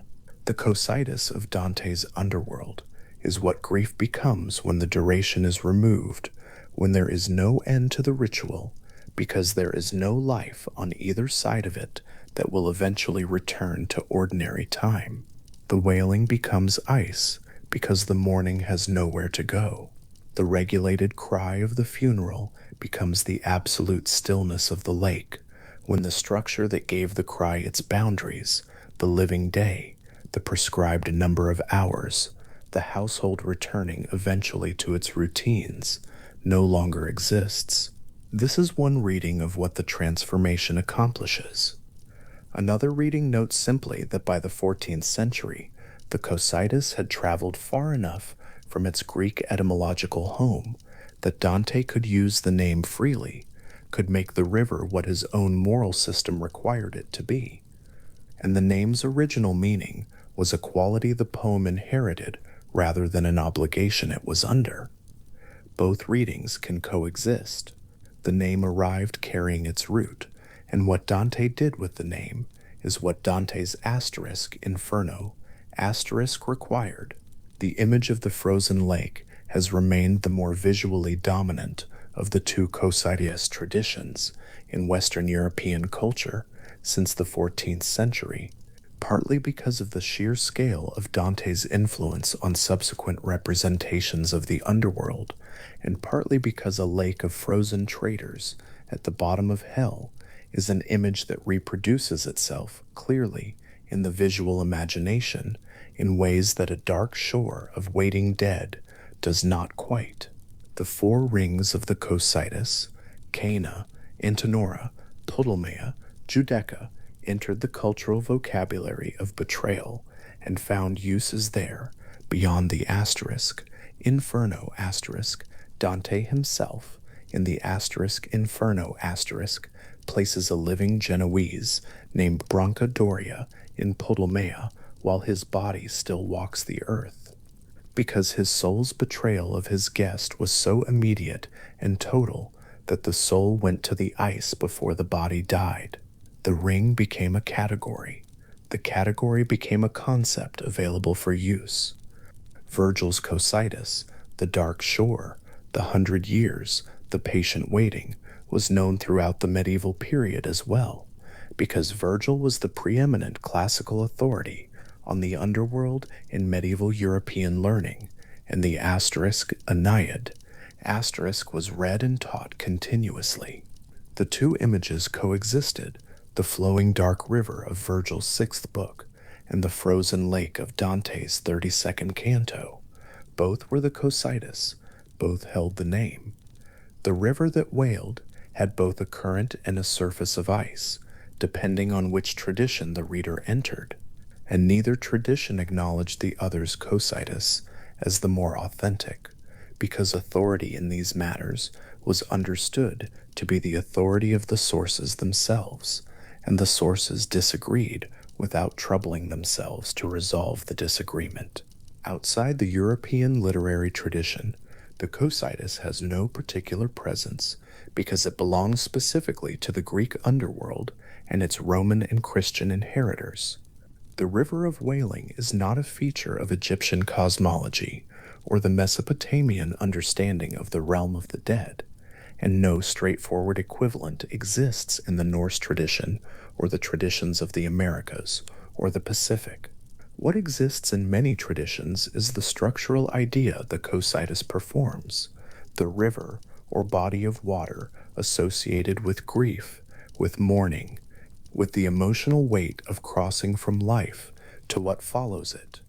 But the specific form the Cocytus takes is a product of the particular Greek cosmology that placed the dead in a realm beneath the earth, organized by geography, navigable by water, with its 5 rivers each doing different work.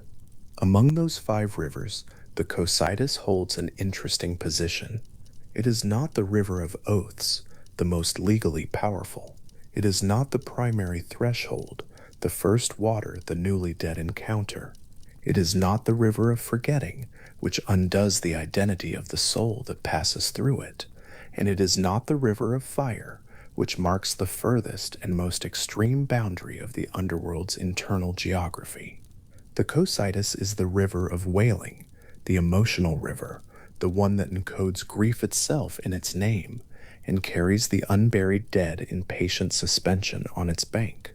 In the scheme of the 5, it is the one most directly connected to the living world's relationship with death, because the Coquain that named it was a ritual of the living performed by the living, and the river the name produced is the consequence of what happens when that ritual fails. The 100 years on Virgil's bank are the living's failure extended into the dead's time, the regulated cry of the household's women that formally structured wail at dawn was the mechanism by which the living discharged their obligation to the dead.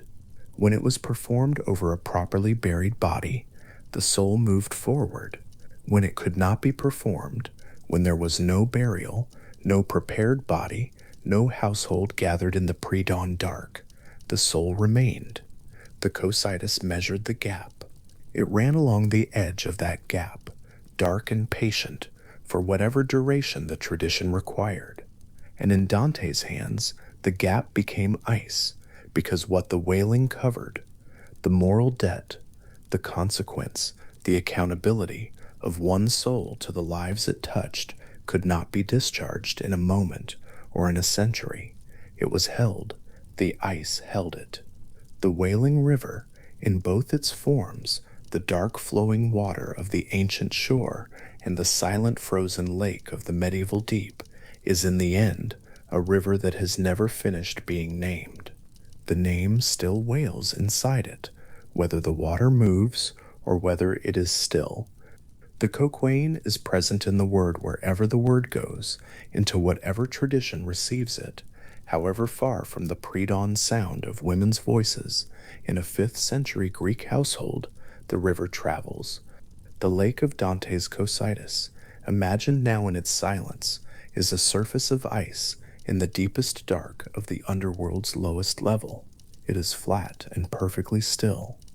The figures embedded in it are visible through its transparent surface, their faces preserved, their positions fixed. Some have their faces turned upward through the ice, looking toward a sky they cannot reach. Above the ice, far above, the cosmological structure of Dante's hell continues in its upward layers, each ring its own register of human failure, the whole organized with the specificity of a legal document written in stone. Below the ice, or in the ice, at its center, the slow beat of enormous wings continues, so enormous and so slow that between each beat the silence is very wide. The air moves down, the lake stays frozen, the beating continues. The 4 rings of the lake are named and filled and still: Quina and its kindred betrayers, Antenora and the betrayers of country and cause, Ptolemia and the betrayers of their guests, Judeca and the betrayers of their lords, deepest of all, most completely enclosed, the souls there not visible as faces turned upward through transparent ice, but embedded at all angles in an opaque solid, their positions entirely the lakes.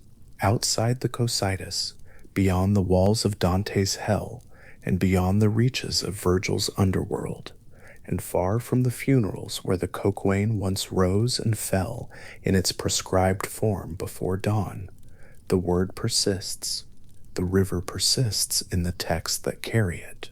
The name persists in the sound of the root that made it. The wailing water, having moved through Greek tragedy and Roman epic and medieval theology and the legal architecture of a 14th century poem, rests now in the ice of the deepest place the tradition could imagine, perfectly still, perfectly quiet, the only movement, the slow beat of wings far below the surface, the only sound, the name itself, carrying its wail inside it, moving through the dark without the water it describes. A small gold tablet, pressed into the shape of a leaf, thin enough that the edges bend with almost no pressure, warm-colored even in darkness, the letters shallow but carefully made. Someone pressed them into the surface, one by one with a pointed tool, working slowly, the way a person works when they are making something they expect to last. This particular tablet was placed near the mouth of a dead person, sometime in the 4th century, before the Common Era, in a grave in the region of southern Italy that ancient Greek colonists had made their own over the course of several centuries. The ground above it was disturbed, and then resettled, and then forgotten. Centuries passed over it without touching it. When archaeologists eventually reached it and lifted it from the soil, the letters were still legible, a set of specific, practical instructions for a journey, written in careful Greek, addressed to a traveler who would be making the crossing without the ability to ask for directions. The tablets found across the Greek world, in southern Italy, in Crete, in Thessaly, across a span of several centuries beginning in the 5th century before the Common Era, contain instructions that are remarkably specific. They tell the dead what to expect. They name what to avoid. Among the most consistent warnings on these tablets is a direction concerning water. There are two springs, the tablets explain, at the entrance to the underworld. One of them, the soul must pass by without drinking. The other, the soul must seek out and drink from deeply. The first spring, the one to be avoided, stands near a white cypress tree, and its water is cold and clear, and many souls will be moving toward it without knowing what it costs to drink from it. That spring is the Lethe. The name Lethe in ancient Greek shares its root with the word aletheia, meaning truth. The relationship is built into the language itself, not imposed afterward by interpreters or philosophers, but present in the words from the beginning, visible to anyone who knew the Greek alphabet and looked. Aletheia means something like unforgetting, or the state of not being hidden, truth understood as what remains when concealment is removed, when memory persists against the pressure of forgetting. The Letheia is the concealment. The Aletheia is what the Lethe takes. Truth and forgetting are, in the oldest Greek understanding of these words, not merely opposites but mirror images, each one defined entirely by what the other does, each one carrying the shape of the other inside it, the way a mold carries the shape of what was made in it. On the tablets, the spring to drink from instead is the spring of Mnemosyne. Memory, cold water from a lake, the tablets say, and guardians standing beside it who will ask where the traveler comes from. The correct answer is given on the tablets in full. The soul must explain that it is a child of earth and of starry heaven, that it is thirsty and parched, and that it needs the cold water. The guardians will then permit it to drink, and the soul will remember all the things it carried through death with it, the things that the Lethe would otherwise dissolve, and it will move forward into the underworld with those things intact. The tablets are not poetry, they are instructions. The people who commissioned them and placed them with their dead understood the two springs as a genuine fork in the road, and they were preparing the dead for the choice, the way a careful person prepares a traveler for difficult terrain by writing down exactly what to do before the moment of decision arrives. Plato, writing in the 4th century before the Common Era, describes the plain of Lethe in a story he attributes to a soldier named who died in battle and returned to life before his body had been burned, carrying what he had seen in the underworld back into the living world as a report. The plain describes is called the plain of forgetting, a dry, featureless space where the souls of the dead assemble after they have chosen their next lives, before they are sent back into the world of the living. The choosing happens first. Souls select their next existences from a range of available lives, every kind of human life, and the lives of animals, too, set out in a vast array, and they choose on the basis of whatever wisdom or habits they have accumulated across all their previous lives and all the time they have spent in the underworld being educated by what they experience there. The quality of that wisdom, Plato holds, depends on how well a person has lived and thought in life. A soul with genuine philosophical education will choose carefully. A soul without it may choose badly, dazzled by the appearance of a life without considering what living it would actually require. The choosing is entirely the soul's own responsibility. After the choice, the souls move to the plain of Lethe, and each one drinks from the river, not a sip but a measured amount, though the souls who have not been made careful by philosophy drink more than their measure and forget more than is required. Then sleep takes them. Then they are sent back, scattered upward like shooting stars in the myth's final image, each soul toward the particular life it has chosen, carrying no memory of the choosing, no memory of the underworld, no memory of everything they saw and learned before they forgot it. The Lethe does not punish. It does not discriminate, it simply removes. Whatever the soul knew of where it had been and what it had decided is gone before the life begins, and the new life starts from the beginning with nothing to indicate how it was chosen or why. The small gold tablets in the graves were, in a sense, a refusal of this. The people who made them and the communities that knew how to use them understood themselves to be giving the dead an alternative, a way to approach the underworld's waters with prior knowledge, with the names of the springs already in memory, with the correct words to say to the guardians already in hand before they needed to be spoken. Whether the tablets belong to Orphic religious communities, as many scholars believe, or to a wider practice that drew on related ideas, they represent a tradition that took the geography of forgetting seriously enough to make preparations against it, to put the counter instructions in writing, and place them where the dead would have them. The other spring named on the tablets, Mnemosyne, is a figure who appears in Hesiod's Theogony, as one of the 12 Titans, a daughter of earth and sky, and the mother by Zeus of the 9 Muses, who are therefore the daughters of memory and the god's expression of what memory preserves and makes available to the living.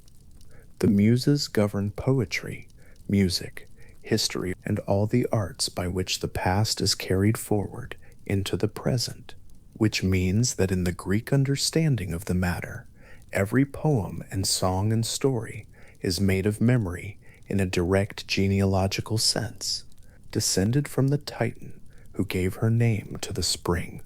The dead were instructed not to miss. The instruction to drink from Mnemosyne and not from Lethe carries within it a whole cosmology of what forgetting costs. A soul that drinks from the Lethe cannot carry anything from one life into the next, not wisdom, not the memory of what the underworld showed it, not even the understanding of why it chose the life it is about to live. Each life begins entirely without the resources of the lives before it. A soul that drinks from Mnemosyne, the tradition held, retains something, some thread of continuity across the forgetting, some persistence of what has been learned. The gold tablets are letters of introduction addressed to guardians who stand at the edge of what can be remembered, written by the living on behalf of the dead, passed from one world into the next in a container that the ground proved, over 2,000 years, capable of preserving. The other river whose name belongs to this part of the underworld's geography is the Phlegethon. The name derives from the ancient Greek verb phlegeo, to burn or blaze, and the river was understood in ancient sources as a river of fire moving through the underworld, circling it, forming one of the boundaries of the realm, the way the Styx forms another. Plato mentions it in the Phaedo asterisk, alongside the Acheron and the Cocytus, describing a system of rivers that flow into and out of one another through channels beneath the earth, the whole network forming a kind of underworld hydrology in which fire and water are simply different expressions of the same underground circulation. The volcanic landscape near Naples, that ancient writers called the Phlegrean Fields, takes its name from the same root, phlegeo, burning, and the connection was not accidental. Ancient writers, including Strabo, who compiled his geographical works at the turn of the Common Era, identified the volcanic activity of the Phlegrean region as a direct expression of the underworld fires below. The ground in the Phlegrean fields is warm underfoot. Fumaroles exhale white steam in steady columns from vents in the earth's surface. The mud in the cauldrons moves slowly, thickened and heated by what is below it. Sulfurous gas is present in the air at a distance. Travelers in antiquity stood in that landscape and felt the heat coming up through the rock under their feet, and what they felt confirmed what the myths had said, that there was fire beneath the earth, that it had a name, that the name was the Phlegraean, and that the landscape they were standing in was one of the places where the distance between the living world and the burning underworld river was thin enough to be felt through the soles of shoes. The Phlegraean fields lie near Cumae, which is also where Virgil places the cave of the Cumaean Sibyl, the entrance through which Aeneas descends into the underworld in the 6th book of the Asteric fop, Aeneid Asterix. The geography is not coincidental. Volcanic terrain, in the ancient imagination, was underworld terrain viewed from above. The fires, the steam, the heated ground, all evidence of what was moving through the dark below. The phlegethon expressing itself at the surface through the particular character of the land above it. A traveler moving through that landscape near Naples was, in a sense, walking across the roof of the burning river, and the warmth coming up through the rock was the warmth of the water below.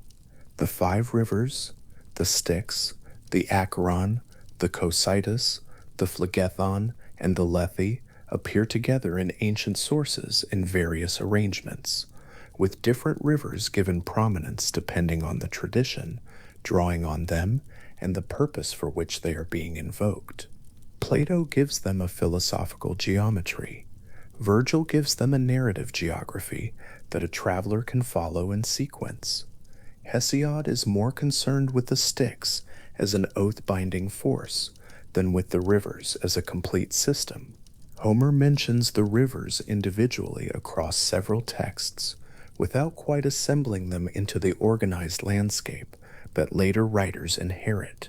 The complete picture that most people today carry when they think about the Greek underworld's rivers is itself a composite, assembled over centuries from sources that were never quite describing the same thing, layered into something that feels more unified and systematic than any single ancient writer actually presented. What is striking across those centuries of texts is how consistently the rivers persist. They change their character, they acquire new functions, they move from theological instrument to philosophical metaphor to literary architecture.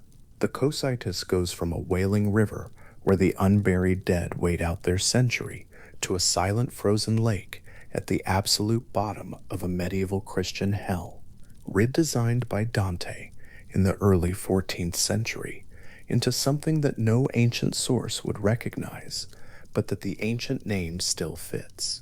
The word kokio still audible in it.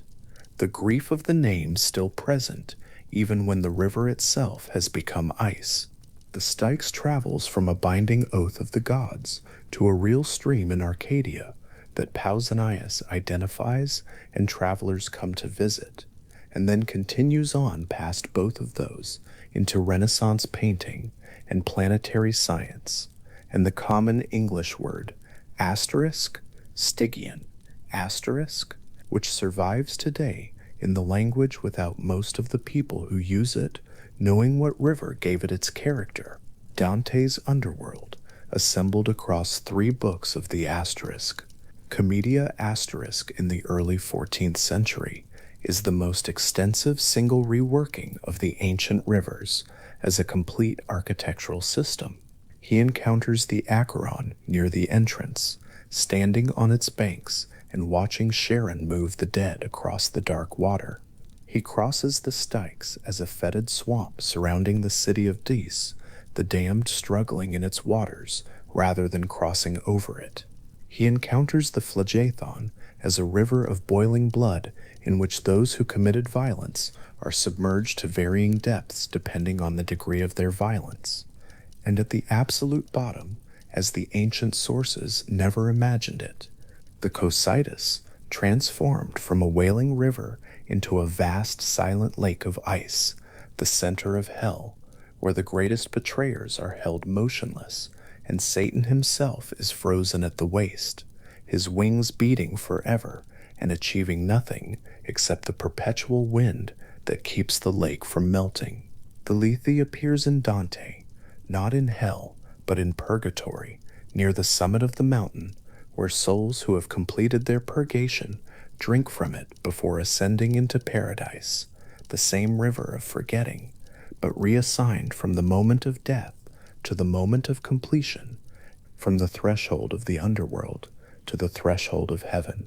Dante used the ancient rivers not as decorative mythology, but as structural elements, load-bearing features of the architecture, each one placed precisely where its character could do specific cosmological work. The river of wailing becomes a lake of silence because Dante needed the deepest register of betrayal to be beyond sound, beyond the outward expression of grief, held permanently in the cold that is the opposite of the divine warmth he is moving toward. The logic is internal to his system. The ancient name carries into the new design and continues doing what names do, anchoring the thing they belong to in a tradition that extends behind it, further than any single reader can see. The tradition extends through the Renaissance in other registers too. Joachim Patinier, a Flemish painter working in the early 16th century, completed a painting known as Asterisk, crossing the river, Styx Asterisk, around the year 1520. The composition is panoramic rather than intimate. The river occupies the center of a wide landscape that includes both shores, so that the viewer can see, on the left, a green and specific near shore, with the suggestion of flowers and trees, and on the right, a darker far shore, its details less distinct. Charon's small boat is visible in the middle distance on the water, neither near nor far, in the process of crossing.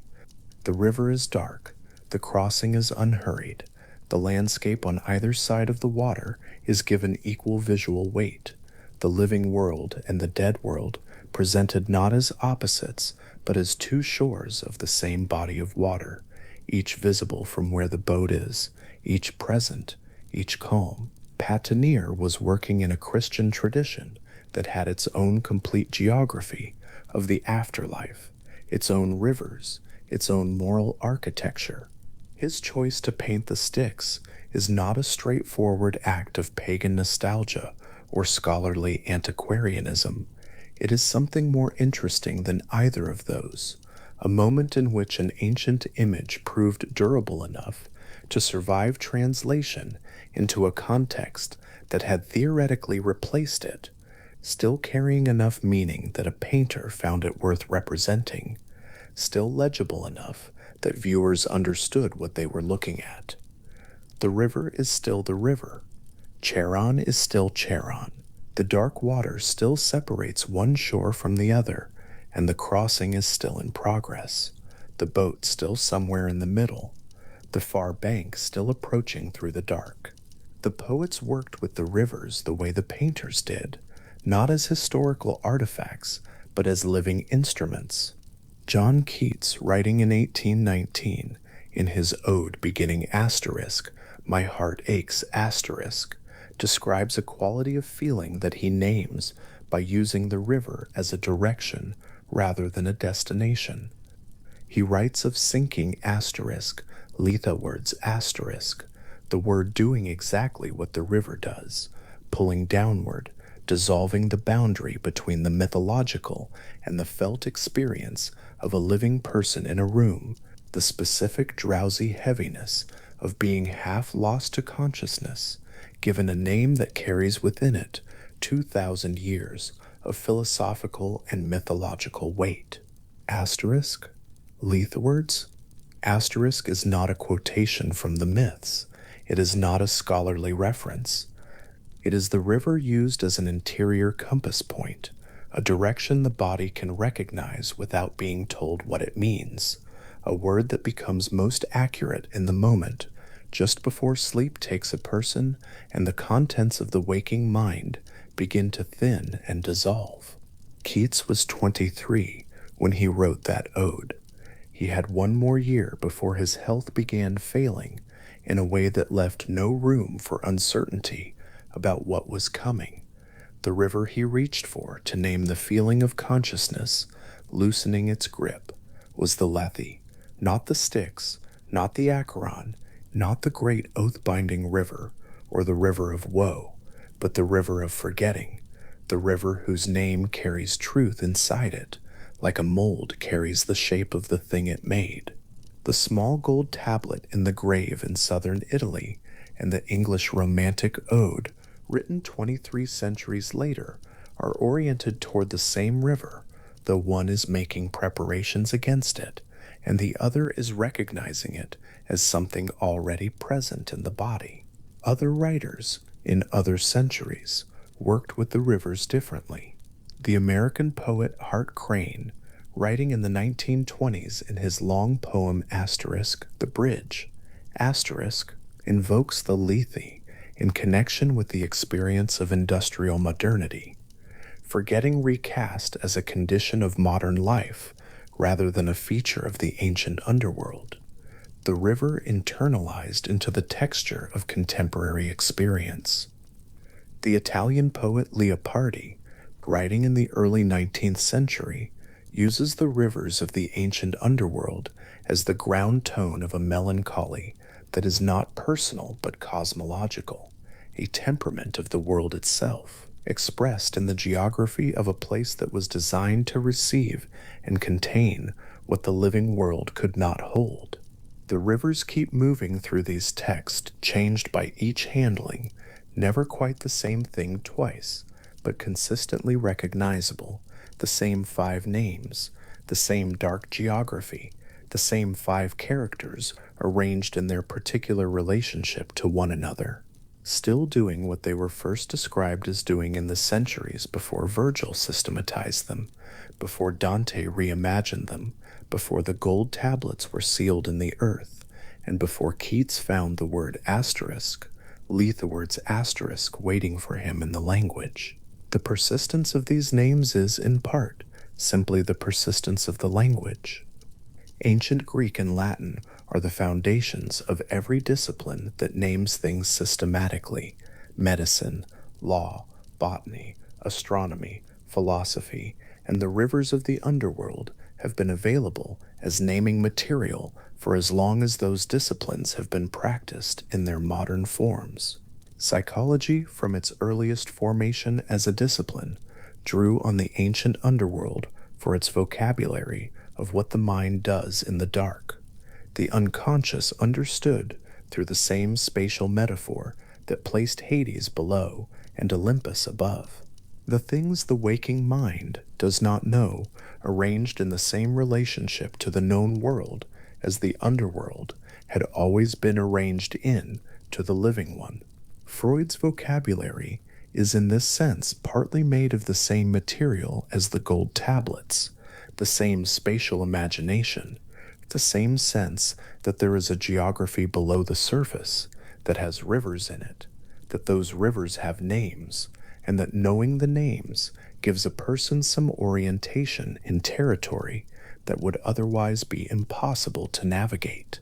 In 2012, the New Horizons spacecraft was making its long passage through the outer solar system, moving away from the sun at a speed that covered more than 1,000,000 miles a day, and would eventually carry it past Pluto and into the space beyond the boundary of everything, the ancient world understood to be the world at all. In that year, 2 small moons of Pluto were discovered in images taken by the Hubble Space Telescope, and in 2013, the International Astronomical Union gave them official designations. One of them was named Kerberos, after the 3-headed dog who guarded the underworld's entrance.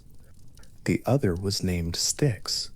The moon-designated Styx is small, irregularly shaped, its longest dimension somewhere between 10 and 25 kilometers, depending on the model used to interpret the available data.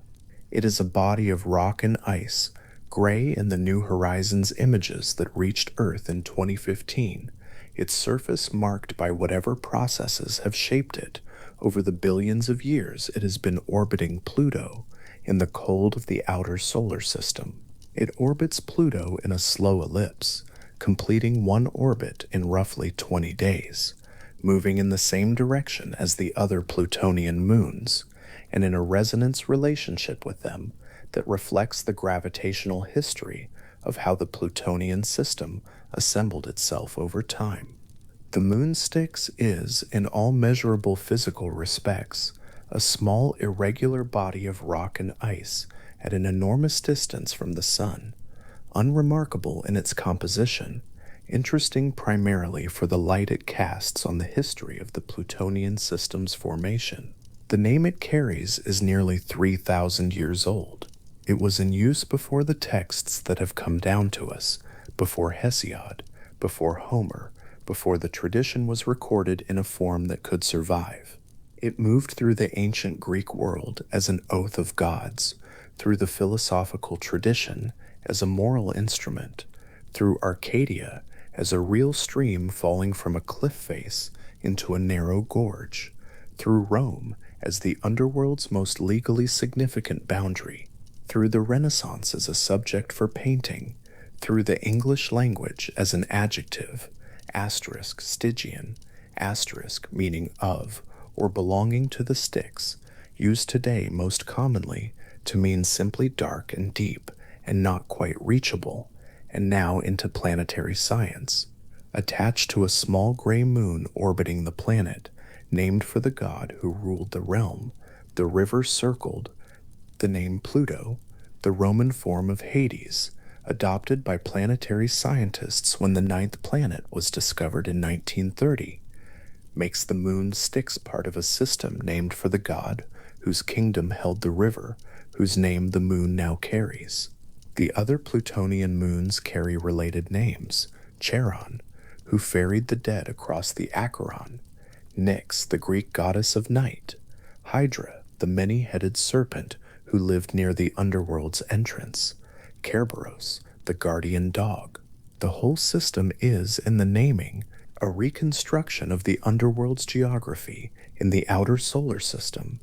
The same figures arranged in their ancient relationships, the ferryman circling the god, the guardian nearby, the river present, the night always around them, the sun at this distance, no more than the brightest star in a sky full of stars, the cold deep and consistent and enormous. The New Horizons spacecraft passed through the Plutonian system in July of 2015, taking images of Pluto and its moons over the course of several days, before continuing on its trajectory out of the solar system entirely. The images of Styx that return to Earth in the data transmission show a small gray, irregular body against the black of space, the surface lit on one side by what sunlight reaches that far out, the other side in shadow. The moon does not look like a river. It does not look like water. It does not look like a divine oath or a golden jug, or a stream falling from an Arcadian cliff. It looks like a piece of rock and ice at the edge of the known, which is perhaps an accurate enough description of where the word asterisk sticks. Asterisk has always lived at the boundary of what can be measured and named, carrying the weight of everything people once understood to be beyond the world's edge, still moving, still orbiting, still present in the dark. The five rivers together form a geography of the interior, not of any particular interior, not of a psychology or a theology or a moral system, but of the whole interior space that every culture has eventually needed to describe, the place where what is lost goes, the country of forgetting and grief and wailing and fire and the slow crossing over dark water. The Greek tradition named that country carefully. It gave the rivers names whose meanings were still audible in the names themselves: grief flowing, wailing preserved, forgetting moving through a landscape where truth was its mirror image on the other shore. The names were used in oaths, in philosophy, in burial practice, in poetry, in painting, in the naming of celestial bodies. They were pressed into gold tablets and placed at the mouths of the dead. They were attached to real rivers in Arcadia and real volcanic fields near Naples. They were carried through Dante's hands and Shakespeare's language and Keats's odes and Freud's vocabulary and the International Astronomical Union's database of approved celestial names.